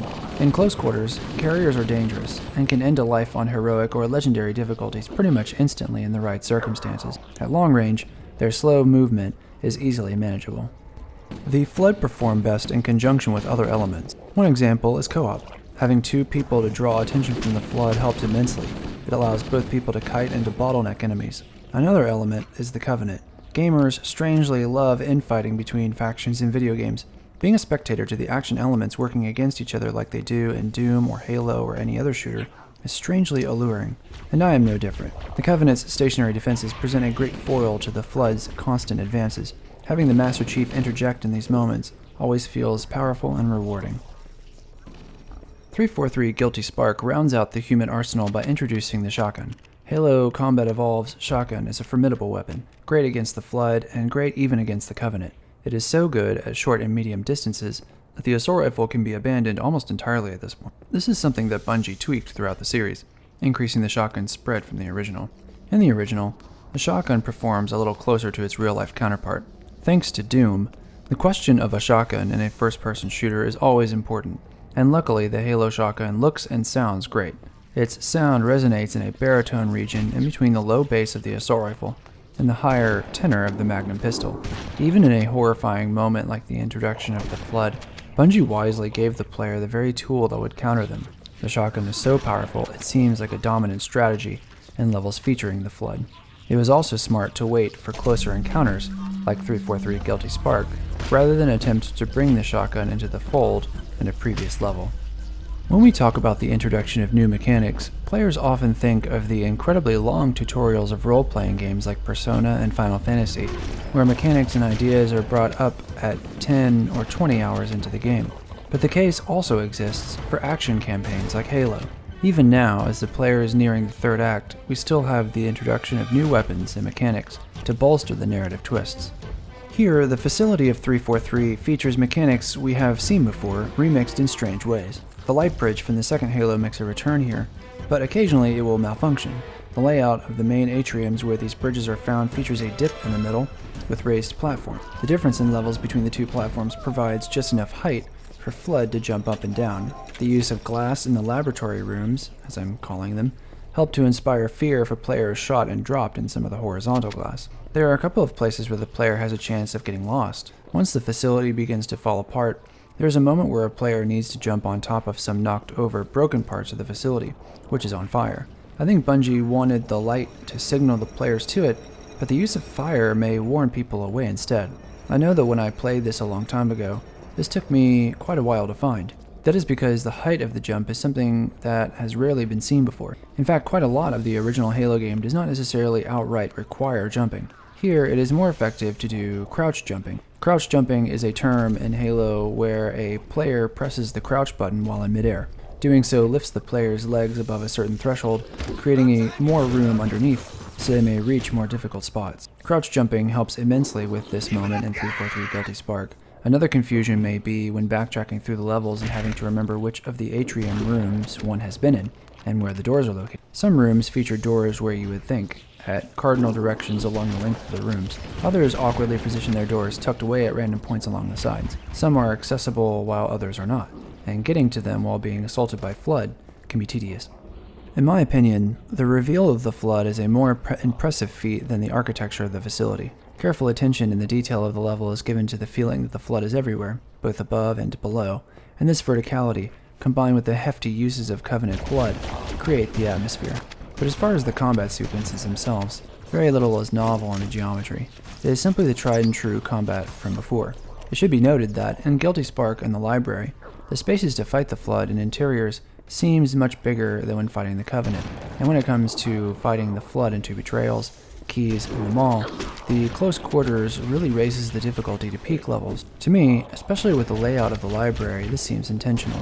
343 Guilty Spark manages to be spacious in its locations, and with more light than the library, which helps the player to analyze and dispatch the Flood as they learn new information. There are a couple of junctions between rooms in Guilty Spark, but these do not seem to be used heavily for combat. This level of restraint seems apt for such a new enemy. Once the Chief leaves the facility and reestablishes contact with Foehammer, Marines greet him at the entrance. What ensues feels like absolute chaos, as Flood emerge from the swampy darkness to envelop the player. It is sort of hectic, as the silhouettes of the Marines is eerily like the Flood, which can cause a delay when the player is attempting to PID targets. When Guilty Spark arrives along with the Sentinels, if the player is not aware of the Sentinels being friendly through the motion tracker, they might open fire. I suppose the sound of Sentinels and their languorous movement are so unthreatening that it would not be intimidating.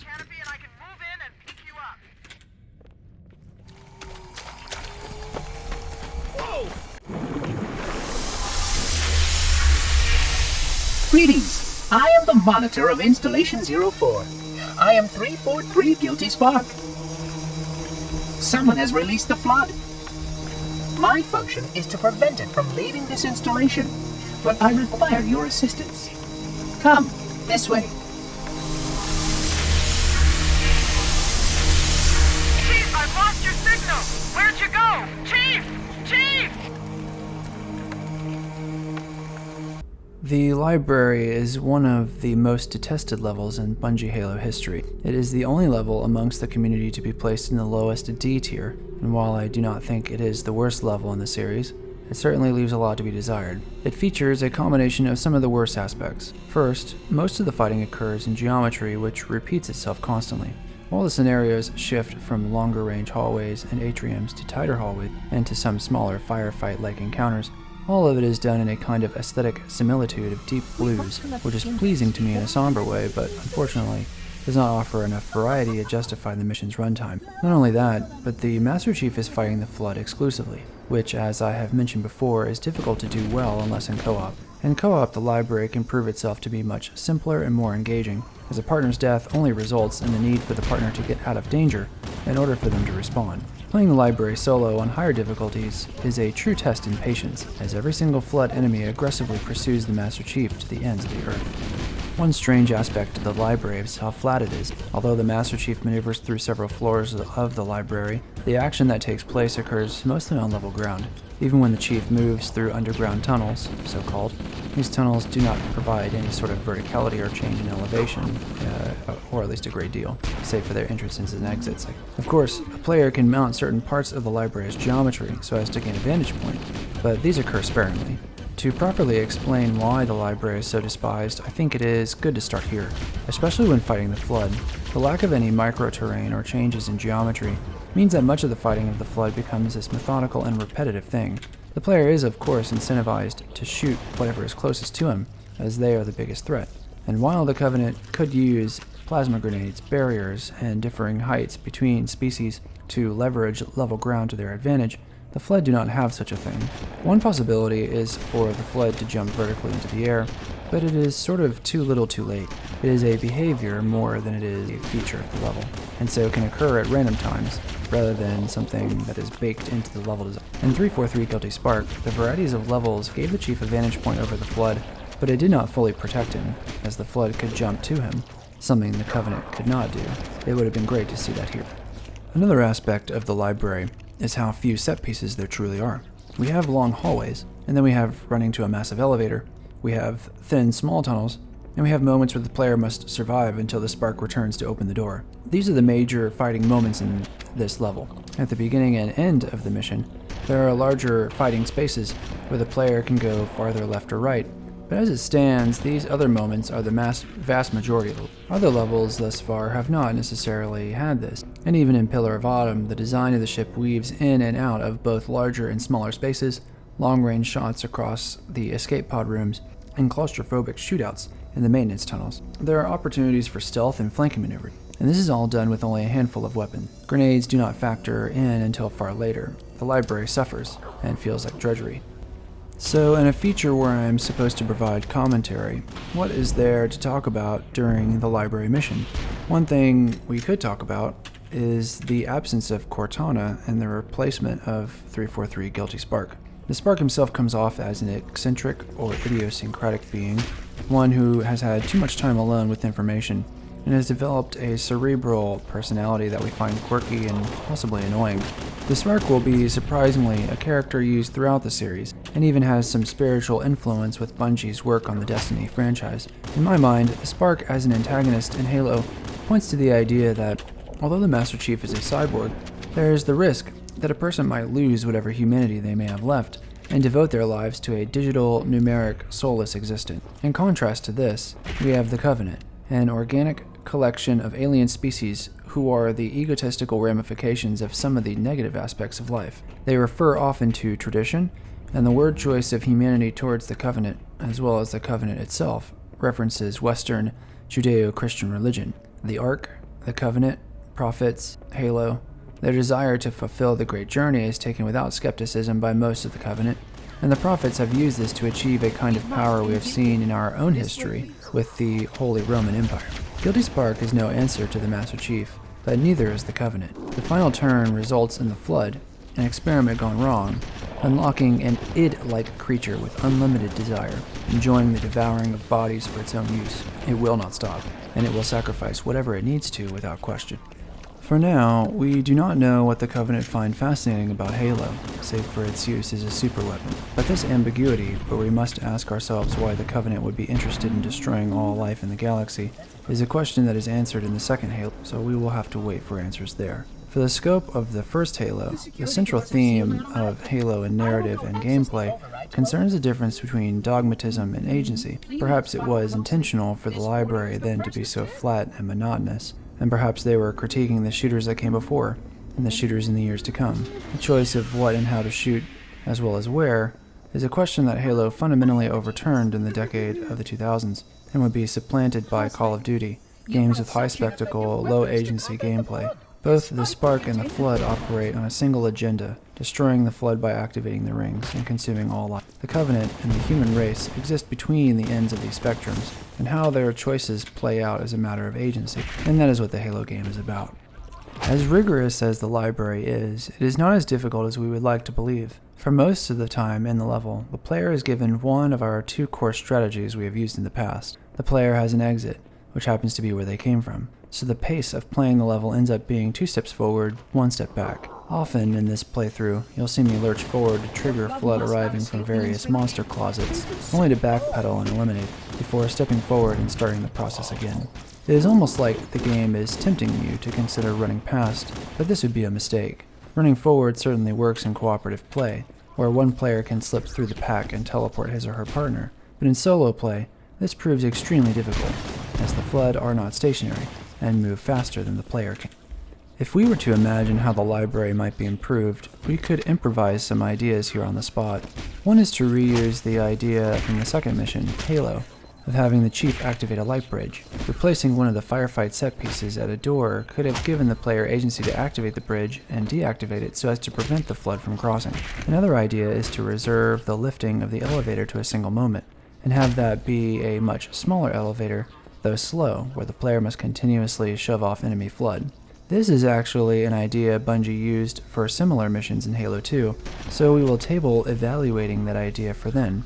Still, a third idea is to remove the elevators and use ramps instead, perhaps tying the changes in these elevations to possible vehicle sections. The first Halo game did not explicitly use land vehicles with the Flood, save perhaps a ghost or two in 2 Betrayals, and the final Warthog escaped to end the game, so perhaps there were some pockets left in the weapons and vehicles and enemy combinations to include one here. Ultimately, in Halo, perhaps I am asking the wrong question. What makes the campaign of the original so great is not necessarily each mission in isolation, but how it combines to create a totalizing experience. Say what you will about the library, it is certainly a different experience than what you get in the other level. Each level seems to bring out a hitherto unseen experience from a simple collection of weapons and enemies. What is so shocking about the original Halo is this variety, which feels even greater than what Bungie shipped with Destiny in 2014, over a decade later. The second Halo mission bears so little resemblance to the library, and yet both have that unmistakable Halo feel.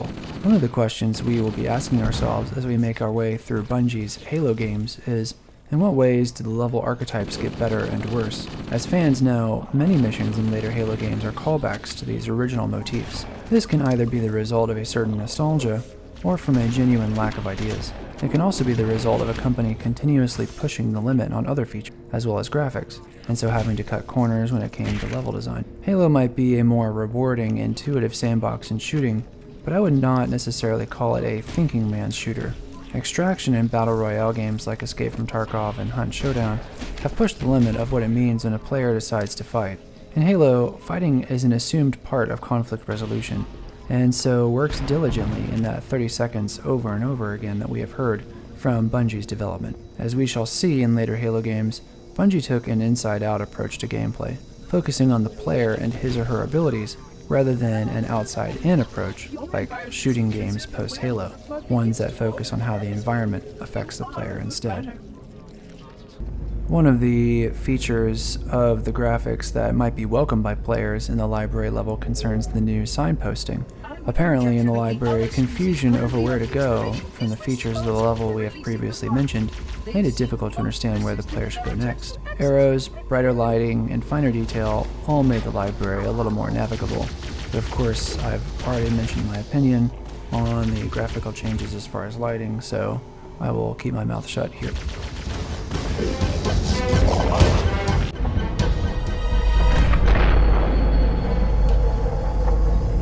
The energy barrier surrounding the index will deactivate when we reach the ground floor.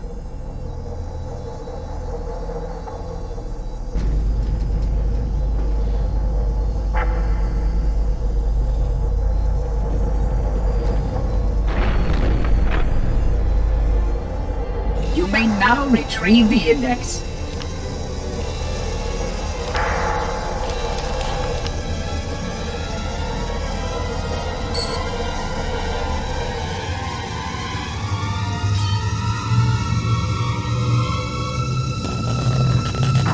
Protocol requires that I take possession of the index for transport.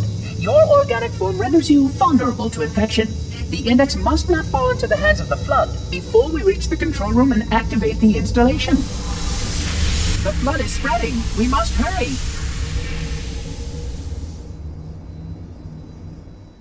I am well aware that Silent Cartographer may objectively be the best level in the original Halo game. The 2 Betrayal stands to this day as my favorite mission in the original campaign, and maybe the best mission for me in the entire series.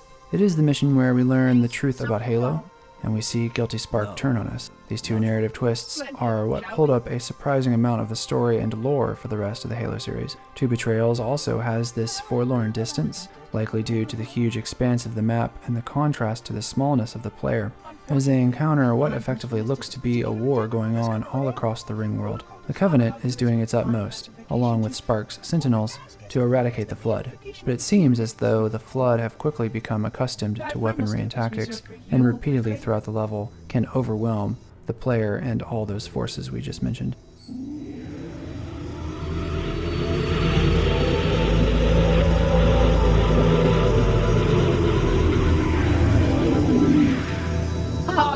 That wasn't supposed to happen.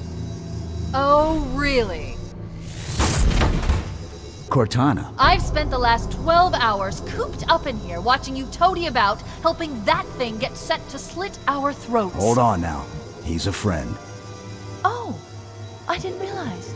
He's your pal, is he? Your chum? Do you have any idea what that bastard almost made you do?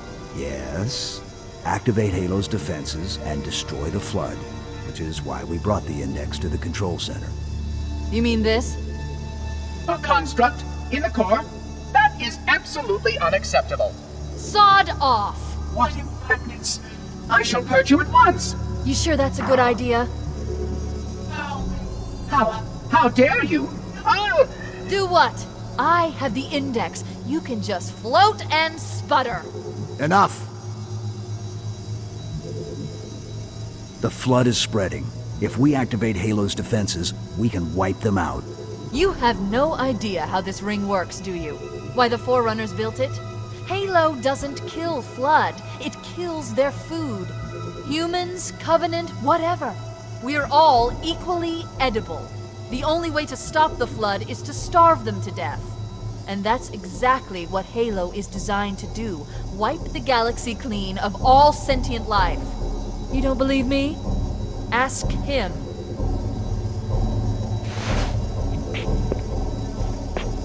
Is it true? More or less. Technically, this installation's pulse has a maximum effective radius of 25,000 light years. But once the others follow suit, this galaxy will be quite devoid of life. Or at least any life with sufficient biomass to sustain the Flood. But you already knew that. I mean, how couldn't you? Left out that little detail, did he? We have followed outbreak containment procedure to the letter. You were with me each step of the way as we managed this crisis. Chief, I'm picking up movement. Why would you hesitate to do what you've already done? We need to go. Right now. Last time you asked me, if it were my choice, would I do it? Having had considerable time to ponder your query, my answer has not changed. There is no choice. We must activate the ring. Get us out of here. If you are unwilling to help, I will simply find another. Still, I must have the index. Give your construct to me, or I will be forced to take her from you. That's not going to happen. So be it. Save his head. Dispose of the rest. As the player is ambushed by Spark's sentinels, luckily we have a glass panel to run to in the control room. One of the worst instances of fighting in this room is something we will return to in Halo 3. For now, the plasma pistol, my favorite, makes short work of them. We are now effectively doing assault on the control room in reverse, which works wonders for the terraced levels as we descend. By obtaining a sniper rifle in the observation tower, we are able to use it as a scalpel to find the right method for heading down to ground level. In 2 Betrayals as well, nearly all of the tools we've been introduced to are in play, including one more new one, as long as the player did not choose to use the Banshee shortcut in assault on the control room. Rather than a Scorpion, the player will use the Banshee as a method for transportation from objective to objective. In 2 Betrayals, the goal is to use the Master Chief's shields to overwhelm several phase pulse generators to delay 343 Guilty Spark from firing the ring. What is so amazing about 2 Betrayals is how the level broadens the scale and scope of assault on the control room even wider. When you consider the height of this level, the verticality, from deep underground and up into the roofs of these towers, it boggles my mind, still, that they managed to do this at the turn of the millennium. In an alternate universe, I imagine this level alone being used as a semi-open world Halo experience, for Forge creation or for cooperative experiences, or to create firefight levels. I mean, this could have been the Oyster. There is a mixture of several tones throughout 2 Betrayals. On the one hand, things feel like they're coming apart. The Master Chief has no one, neither the Marines nor Captain Keyes, to call to his aid. The only one left is Cortana, and they're both bargaining for more time. The Flood is spreading, unweaving the Covenant fabric that they have worked so hard to layer onto Halo in order to control it. The change of a snow mission from day to night gives the mission a sort of snow glow that is beautiful and ominous, hearkening to that feeling I get in the second mission that feels a little like Trouble in Paradise. The coldness of the interiors and the quiet of night makes these feel like a mausoleum. The fighting between Flood and Covenant at a distance is remarkable for once again making the player feel like a small part of some great and wide cataclysm. I think it is impressive that it is not only the gameplay which has a variety, but the tone as well. There is such a combination that I do not feel with other games, other shooters especially. The Banshee is a light aircraft with 2 plasma cannons and a fuel rod cannon. Its maneuverability is fascinating, with its ability also to hover in the air if you press back on a keyboard or a controller analog stick. The jet stream it creates on either side of its wings is a nice touch, and assists with locating the vehicle under cover of night. It is also a vehicle, like the Ghost, which can explode with the player in it if its health reaches a low threshold. This makes strafing runs a challenge at higher difficulty. I think dogfights on 2 Betrayals are incredibly fun. Watching the exploded Banshee careen towards the bottom is such a rewarding bit of feedback. The ability to fire fuel rod cannons effectively, taking the pull of gravity on the projectile into account, is equally satisfying. That's the pulse generator. The center core is the signal amplifier. That's what we need to shut down. We need to interrupt the pulse generator's energy stream. I've adjusted your shield system so that it will deliver an EMP burst to disrupt the generator, but you'll need to walk into the beam to trigger it. The EMP blast should neutralize the generator, but it will also drain your shields and leave you vulnerable until they recharge.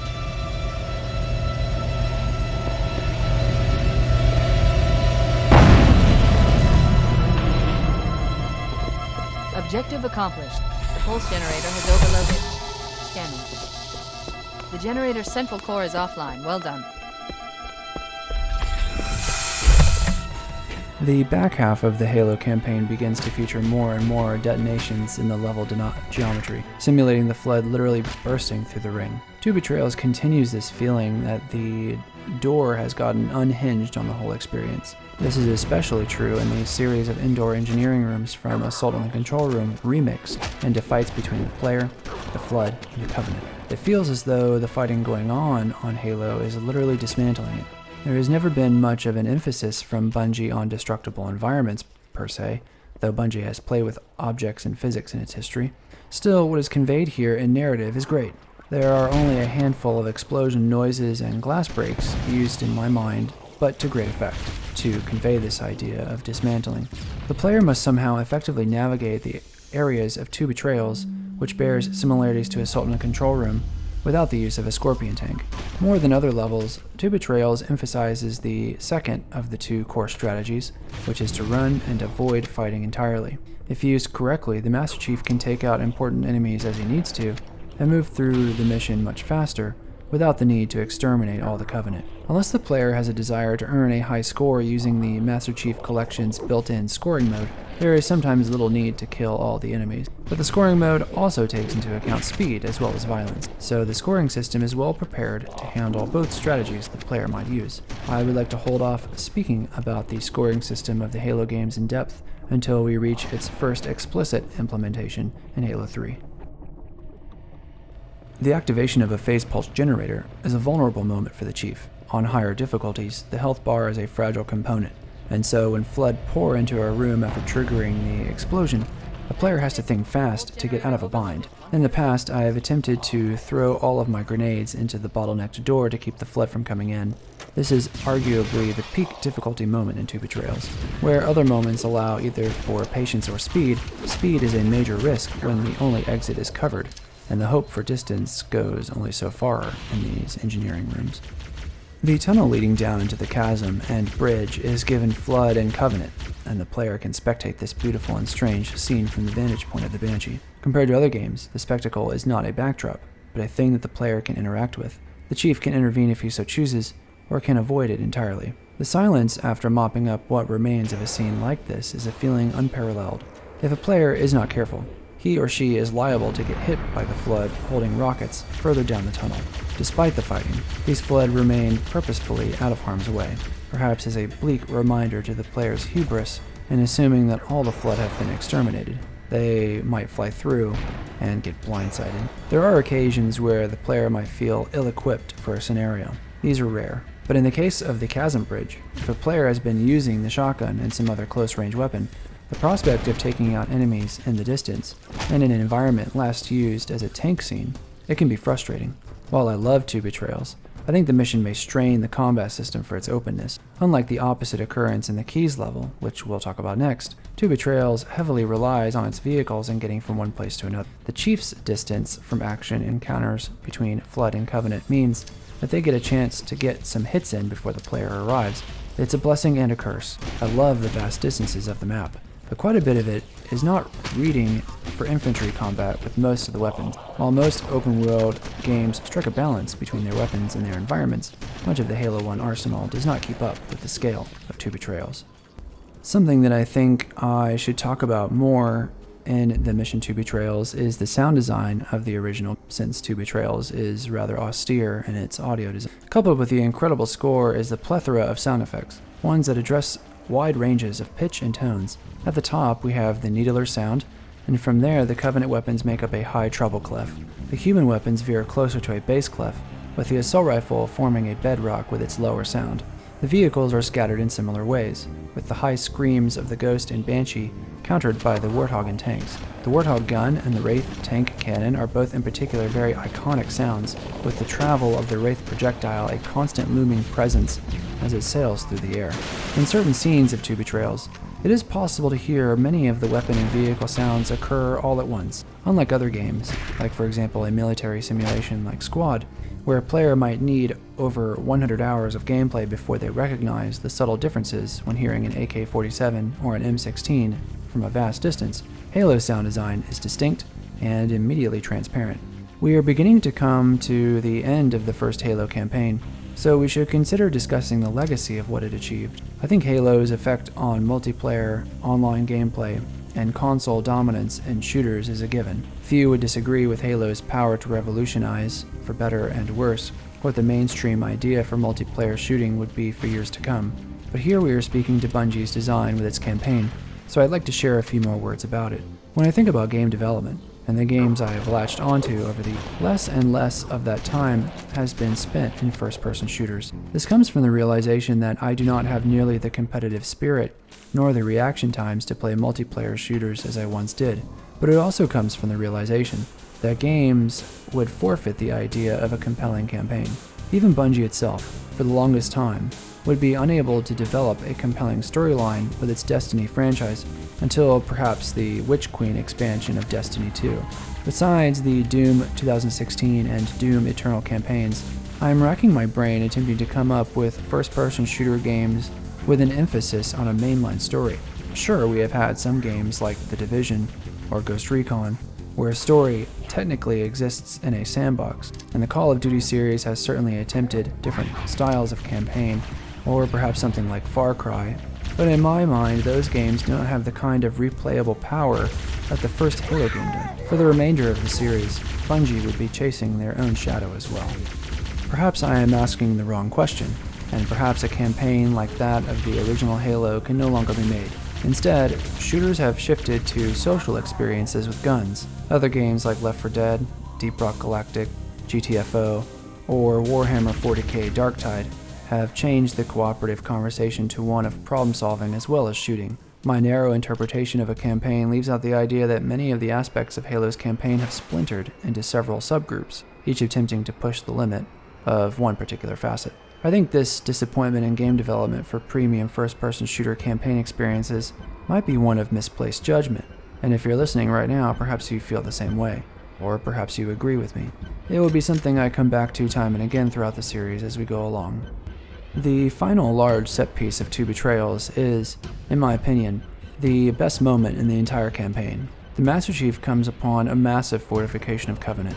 They have shade turrets, wraith tanks, hunters, elites of every variety, and infantry, and they have created what appears to be a kind of last stand against the Flood. The Flood do not stop despite the overwhelming odds. Cortana tells the player that they need one of the Banshees parked in the dead center of all this fighting. It's something we haven't seen before, but the player needs an object and cannot simply ignore it, because the player needs it to fly to the final phase pulse generator. What results is an incredible amount of choice. Beforehand, the player encountered a downed Pelican with plenty of available weapons. One of the downsides of the loading and checkpoint system is that many of the downed weapons are cold, and so are not present when a player returns. Luckily, placed weapons by the game and not by combat will still remain. It is a reasonable strategy to exhaust one weapon only to backtrack and grab another. For much of the gameplay on heroic difficulty, this backtracking was not as necessary, but for cooperative play on Legendary, this movement back and forth is far more common. So the player may choose from one of many options in this encounter. If they are on a time crunch, they can attempt to drive a ghost straight into the fray and grab a Banshee before dying. They can methodically pick apart stranded forces and whittle away defenses until they are all dead. They can perform a mixture of both, chipping away until they feel confident they can get to the Banshee and not get shot down. Many veterans of this part know that elites and their fire rate from plasma rifles will melt a Banshee, so you'll see me attempt to focus fire on them with my sniper rifle. After that, it is the almost inane attempt to shoot down wraiths with the rocket launcher. The wraith's ability to laterally dodge and the amazing reaction of Covenant AI makes this a hit-or-miss moment, regardless of the skill of the player, so it can be a crapshoot. Meanwhile, invisible elites lurk ominously, and usually appear when you least expect it. This section is difficult because of the lack of cover. the distance between Wraith tanks and infantry, so that if a player does not have a magnum pistol or a sniper rifle, this section can be very difficult. Two Betrayals feels like a greatest hits album. It has many of the great combinations of what we have seen before, even if it does not do any one thing better. It also ratchets up the difficulty by having more enemies on screen, though the player is given a reprieve and enemy attention compared to the previous mission, as well as the next one. The transition to the next mission is one of the more awkward ones. So far throughout the series, there has been a grounded rationale for how the player gets from one place to another, usually in the form of a dropship. To have Cortana successfully teleport the player across a vast distance into a Covenant ship is wild, and creates some logic problems with the final mission, the Mall, where we wonder if the situation was perilous enough to have Cortana try the teleport function again, instead of the Warthog. Much of the movement of 343 Guilty Spark seems absurd in retrospect once we find this out, as does his guiding the Master Chief through the library. If the teleportation power exists, either the Monitor could have teleported, or it could have simply teleported the Chief directly to the Index. The narrative explanations and Cortana's hand-waving voice acting on the subject suggests some insecurity about this tactic where it did not exist before. All it would have taken would have been Foehammer to pick up the Chief outside on the platform, only to drop them off on some hanging fragment of the ship, where Chief could have jumped, but I digress. Perhaps Bungie did not see it as a problem worth tackling, given the other pressing matters that come during crunch time. Let's find a ride and get to the captain. No, that'll take too long. You have a better idea? There's a teleportation grid that runs throughout Halo. That's how the Monitor moves about so quickly. I learned how to tap into the grid when I was in the control center. Unfortunately, each jump requires a rather consequential expenditure of energy. Something tells me I'm not gonna like this. But I'm pretty sure I can pull it from your suit without permanently damaging it. Needless to say, I think we should only try this once. Do it.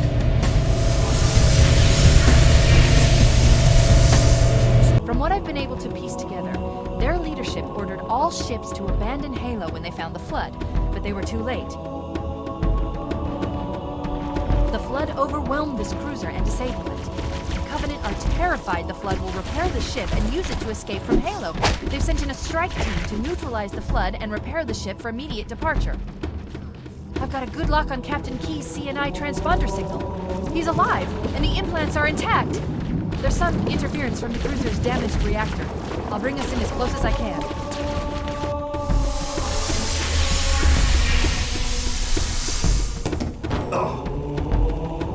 Oh, I see. The coordinate data needs to be... Right. Sorry. Out of all the missions in the original campaign, the Keys mission is often the most overlooked. It might possibly be the shortest mission of the bunch, truncating Truth and Reconciliation into several smaller outdoor sections and a brisk reinterpretation of the indoor parts of the ship. It is also possibly the most difficult mission in the campaign. The claustrophobia of the setting, combined with just a ridiculous amount of flood, pinched between Covenant positions throughout the ground level and ship, means that both strategies we have used for the rest of the game are heavily strained here. There are several cases in Keys where the mission places enemies behind the player, entrapping them, and making the prospect of creating distance far more difficult. Not only that, but the linearity of the level is narrowed in several ways, first by water, and then by damage to the Covenant ship. Though you will not see it here, I died most while playing through Keys, despite its brevity. I have a hunch that those two features are related. Compared to other levels, Keys feels like it is most devoid of a hook or theme. The death of Captain Keyes is a narrative touch, but not a mechanical one. Though the player may have the pleasure in occasional circumstances to let the Flood and Covenant fight it out, a player's patience may wear thin. For the Halo community, Keyes is ranked at a B tier level, above several levels from Halo 2 and Halo 3, which speaks to the narrative power that this level holds. This is one of the few levels which features water, and the possibility to be completely submerged in water. And of all the elements which could be used in the creation of levels, water is one that seems to have been avoided. In Keys we can see why. Water limits visibility, though it does not limit movement like one would think. It feels like an afterthought from Bungie. And when we consider Bungie's art design and development over the years, fluid mechanics seem like something that has not been considered. Most of their levels are beautiful but rather static. They are much more interested in geometry, perspective, and maximizing the art direction in these narrow ways. Even in their patrol zones in Destiny, they seem less interested in creating organic environments like other open-world games, and more interested in creating combat encounters. It seems as though their early attempts at lifeforms, and their strange inclusion of it in Halo Reach, has revealed a sort of repressive idea towards the creation of environments. In that way, we might say that Bungie is minimalist in its design, providing only what the player needs and nothing more. Their efficiency in these matters will make themselves more apparent as we continue through the series. There are so many enemies that spawn into the few zones of the Keys level, the player may assume that the Flood are endless. There are several moments throughout the level, especially in the fight with the hunters on the ground, as well as some of the parts of the ship, where the Flood arrive endlessly. The components that make up combat in Halo seem pushed to their breaking point in Keys. While in the library, there was space to make combat with spawning monster closets a little more bearable. In Keys, there is no such gap. Grenades set off secondaries that can kill the player in such close settings, so it is inadvisable to do so. Melee attacking the Flood is impossible, so that leaves shooting. And if the player is put in a position in solo play where they shoot so often that they have to reload, there is not a lot of room to maneuver.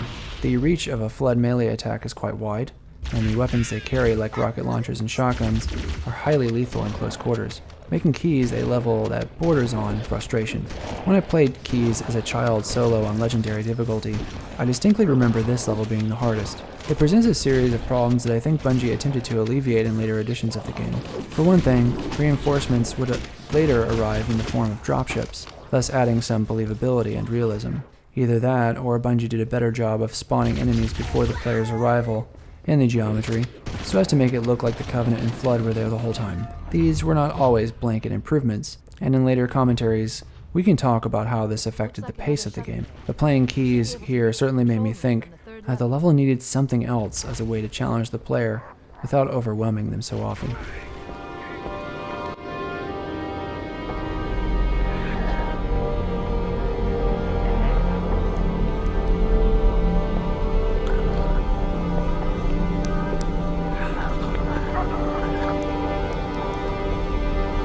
No human life signs detected. The captain, he's one of them. We can't let the Flood get off this ring. You know what he'd expect. What he'd want us to do.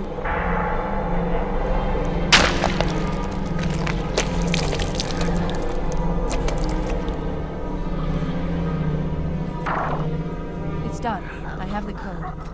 Key's death is harrowing, something that Bungie is not afraid to do in its storytelling. Character deaths occur with more or less success as a result, but it is my opinion that, of the three major characters, Keyes is the obvious choice. The death of the father figure in any narrative is typical, and the intimacy between Cortana and Master Chief is so integral that it would have been a disservice to the tone of the game to have her expire or go into rampancy this early. The goal of the Keys level is to find the captain and retrieve the codes so as to destroy the Pillar of Autumn, and thus the Halo Ring. The brevity of the mission feels like a snatch and grab, which might be the only angle that can be used here. The Master Chief weaves in and out of enemies, moving as fast as he can through the wreckage in a situation that is deteriorating rapidly. The only time to stop is with Keyes himself, and the mission pauses reverently as we look towards the terror that could await us. The game continues to intensify the stakes, and will often empower enemies with more tools. Giving the grunts fuel rod cannons effectively makes them glass cannons, and the fuel rod explosion after death is a nice touch to make the weapons unusable by the Chief in this first line of the series.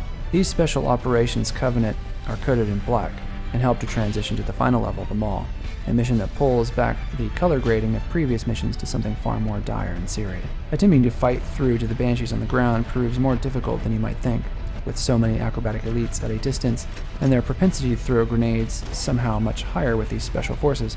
The Master Chief must somehow dance and shoot, do so accurately and consistently at range, and must provide just enough space and time to board one of the two aircraft.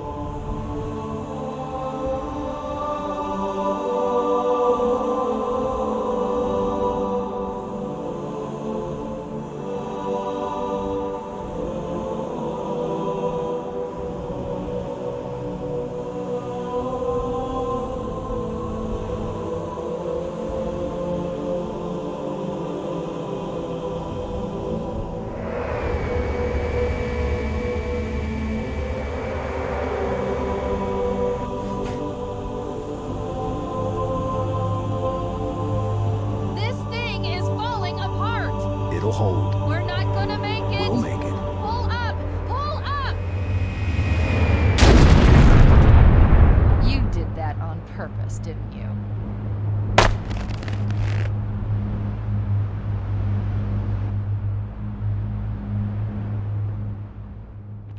Halo still has one more trick up its sleeve in the form of a massive race to the finish before a ship explodes. The Pillar of Autumn rests at what looks like the end of the world. A deserted expanse surrounds the ship, giving off a tone of bleak finitude. Whether we succeed or fail, it will be decided here. The art design takes a step back, particularly with color. Desaturated browns, grays, and black connote a sense of self-seriousness that we will see a lot more of in Halo 2.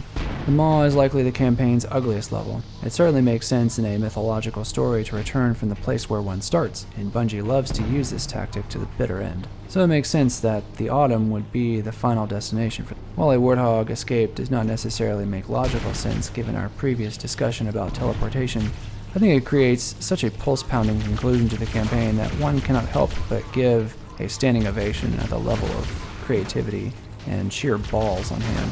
Until that point, the Chief will have to work through to the bridge in order to start the final process of creating the final explosion.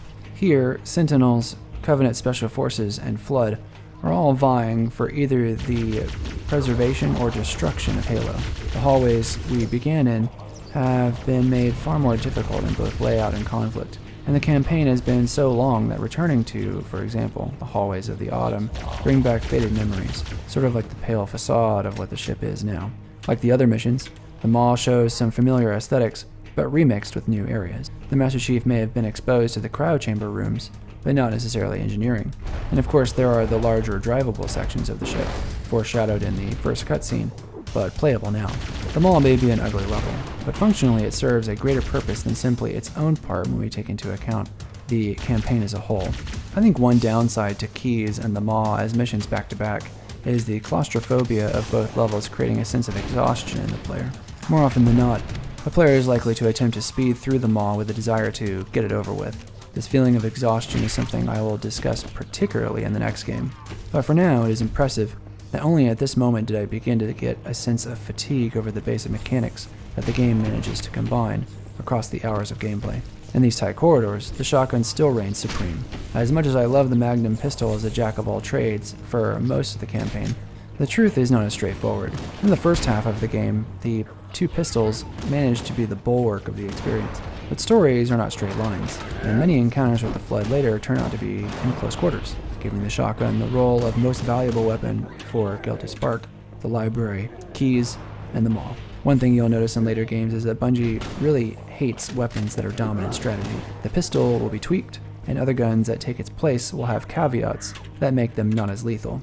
The shotgun especially is a gun that will be neutered in later editions, so it seems as though Bungie took a cold hard look at its own arsenal in order to attempt to balance out each weapon with a use case. One weapon in the original Halo campaign that I forgot to mention, and I think falls flat, is the plasma rifle. It lacks the accuracy of the pistol, as well as the versatility. It's a great weapon for the enemy, less so for the player. And when it comes down to why a player might pick it up, a more beginner player might choose it for being slightly more accurate than the assault rifle and its greater effectiveness against shields. Later games would also attempt to place the rifle in greater standing, either as a dual-wieldable weapon or with an upgraded variant. But knowing its role in the weapons as a whole is a little more difficult to determine.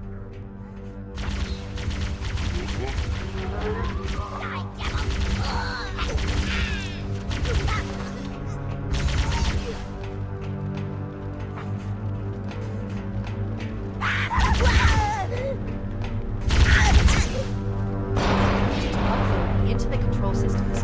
The terminal is located next to the main view screen.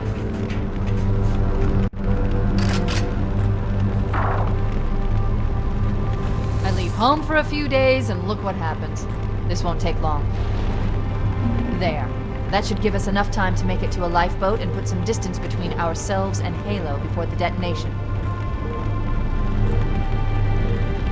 I'm afraid that's out of the question, really. Oh, hell. Ridiculous! That you would imbue a warship's AI with such a wealth of knowledge? Weren't you worried it might be captured or destroyed? He's in my data arrays, a local tab. You can't imagine how exciting this is! To have a record of all of our lost time! Human history, is it? Fascinating.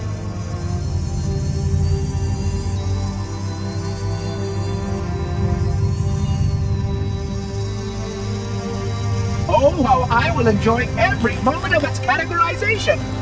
To think that you would destroy this installation as well as this record. I am shocked. Almost too shocked for words. He stopped the self-destruct sequence. Why do you continue to fight us, Reclaimer? You cannot win.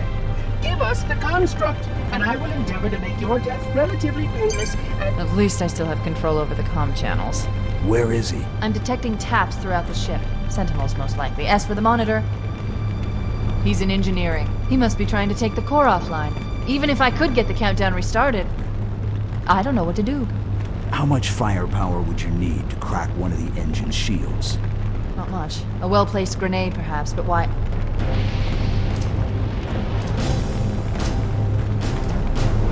Okay, I'm coming with you. Chief, Sentinels!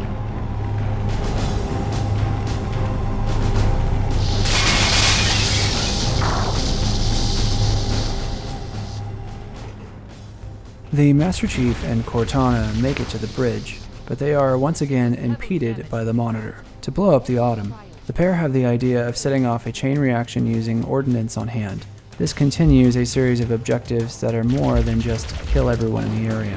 That said, I can't deny that this objective is very frustrating. The player climbs several floors up to activate a panel in order to expose the cooling system, and then the player must perilously jump onto a receding platform, and then must either throw a grenade or shoot a rocket accurately 4 times into each exposure. If a player does not have rockets, or if a player does not have their jumping skills ready, this section can prove to be very frustrating. If a player falls to their death, who knows how much of this section will have to be redone. If the player misses and runs out of explosives, they'll have to return to the armory and face the possibility of fighting Flood with active camouflage, a terrifying notion. And even if a player succeeds, they must succeed 4 times. As such, the Maw can be given all of the requirements in it, either a very short mission or a very long one. We should probably evaluate objectives like the one being attempted at the end of Halo throughout other parts of the campaign. For most of the campaign, the player is charged with moving through a level to justify success. That means that killing enemies is an optional, though encouraged, part of that. There are only a handful of occasions where there are differences. In Halo, the player must rescue Marines in certain locations, so he cannot leave until all Covenant are killed. In Truth and Reconciliation, the player must escort Captain Keyes to the hangar bay and must keep him alive. In 2 Betrayals, the player is using his own body to disrupt phase pulse generators, and in the Maw, the player is blowing up the Autumn. When looking back at objectives requiring logic and triggers in the first Halo game, there are not as many as we think. Bungie would keep these types of objectives low on the list of what they believe to be the components of a good campaign. In each level, more emphasis is given to the process of the gameplay, rather than the product. If I had to guess, I would say that what kept Bungie from making more objectives like this is the chance that the game would eventually present one easier method for doing these objectives than the developers realized, thus making the campaign less replayable and rewarding. Granted, these sorts of exploits occurred anyway, especially as the games wore on. In an alternate universe, I would have loved to see a Halo game with an open world and several objectives, triggers, and puzzles that could be activated in any order, so as to provide a sense of agency to the player or players. Think of a game like Halo ODST, where players are charged with bringing objects together in the new Mombasa streets, and the team must work together against increasingly difficult odds. Back in 2001, this was likely not even something that felt necessary to discuss, but as time has gone on, shooters have embraced complexity either in role-playing mechanics or in environmental interaction, so the power of hindsight is commanding this opinion. I have a feeling that many veterans of Halo find the objectives tedious and frustrating. It does not ask the player to use all of their combat skills. Instead, the applied knowledge is sometimes calisthenic, and it has been a while since a player has likely driven a Warthog. So it is ironic that at the end of a Halo game, very little of the combat is determining success. I think this is unfortunate, but not necessarily a bad thing, because what the first game lacks that other games have is the use of bosses and boss fights. And these are, in the later Halo games, all of them atrociously bad. So I think the question of combat as a method for the resolution of a campaign is not an a priori good one.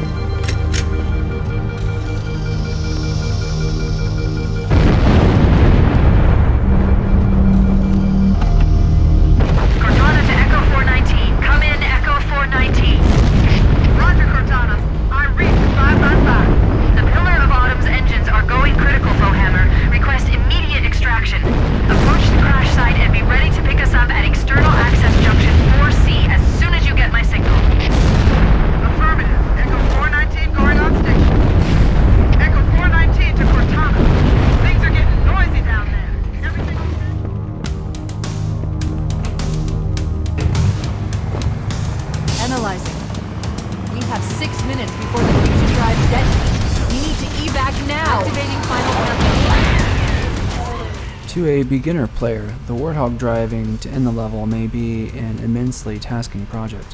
When I was a child, I remember my father coaxing me into trying again and again after I kept frustratingly losing, either by dying or running out of time. But now, with a mouse and keyboard, full knowledge of the path and how to take shortcuts, and how to best keep the Warthog from rolling over, I'm sort of wondering what the big deal was, especially with the driving that I did as badly as I did here in this playthrough. In 2022, a mainline game might have a difficult time having a time trial in their campaign without some kind of accessibility option for those who want to see the thing through but do not have the skills or abilities to do so. 6 minutes seems like just enough time, but it would have been nice to allow a fluctuation of the timer depending on difficulty. The first Halo campaign is my favorite of all of Bungie's Halo. In aggregate, the missions offer up such a wide variety of combat and narrative experiences with a surprisingly limited amount of mechanics and combat encounters. And back then it was all so new and so original. Each Halo game in the future would either attempt to outdo these previous moments, pay homage to them, or change the conversation about Halo so as to try and make us forget just how incredible these first missions were. That is not to say that the later games are without merit, not at all. In future commentaries, we'll explore how Bungie focused on the mechanical side of Halo, its arsenal and available tools, and focused less on the narrative and level design elements. Whether this was a more or less effective strategy for the legacy of the games in the years to come is totally subjective. I for one think that the reason the first game is the best has to do with its novelty and variety, and not necessarily their mechanics. In my experience seeing developers produce sequels, I have now come to the conclusion that it is possible for companies to learn the wrong lessons from the games that they make. I do not believe that what players who liked in Doom 2016 and what they wanted more of was platforming, for example, something that Doom Eternal doubled down on. And in a similar way to Bungie's Halo campaigns, it will be my job to attempt to convince you that what made the first Halo campaign great was not followed up on in the later one. I am very excited to talk through the future titles because we now have established our baseline. As a famous space adventurer was known to say, here's where the fun begins. Thanks for watching.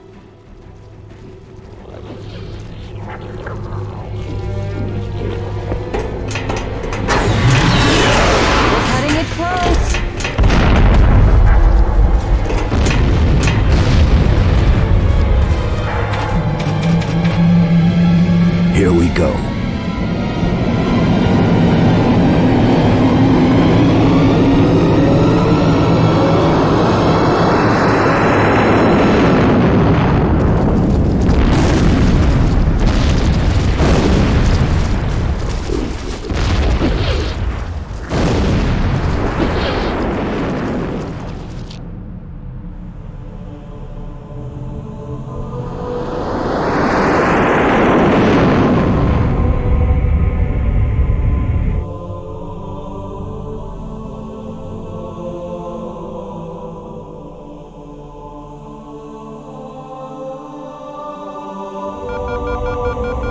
Shut them down. We'll need them later.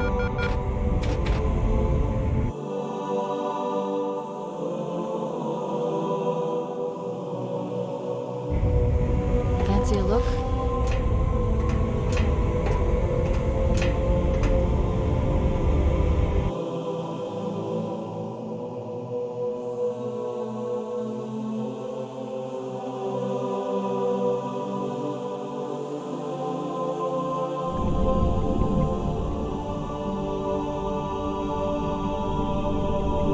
Did anyone else make it? Scanning. Just dust and echoes. We're all that's left. We did what we had to do. For Earth. An entire Covenant armada obliterated, and the Flood. We had no choice. Halo. It's finished. No. I think we're just getting started.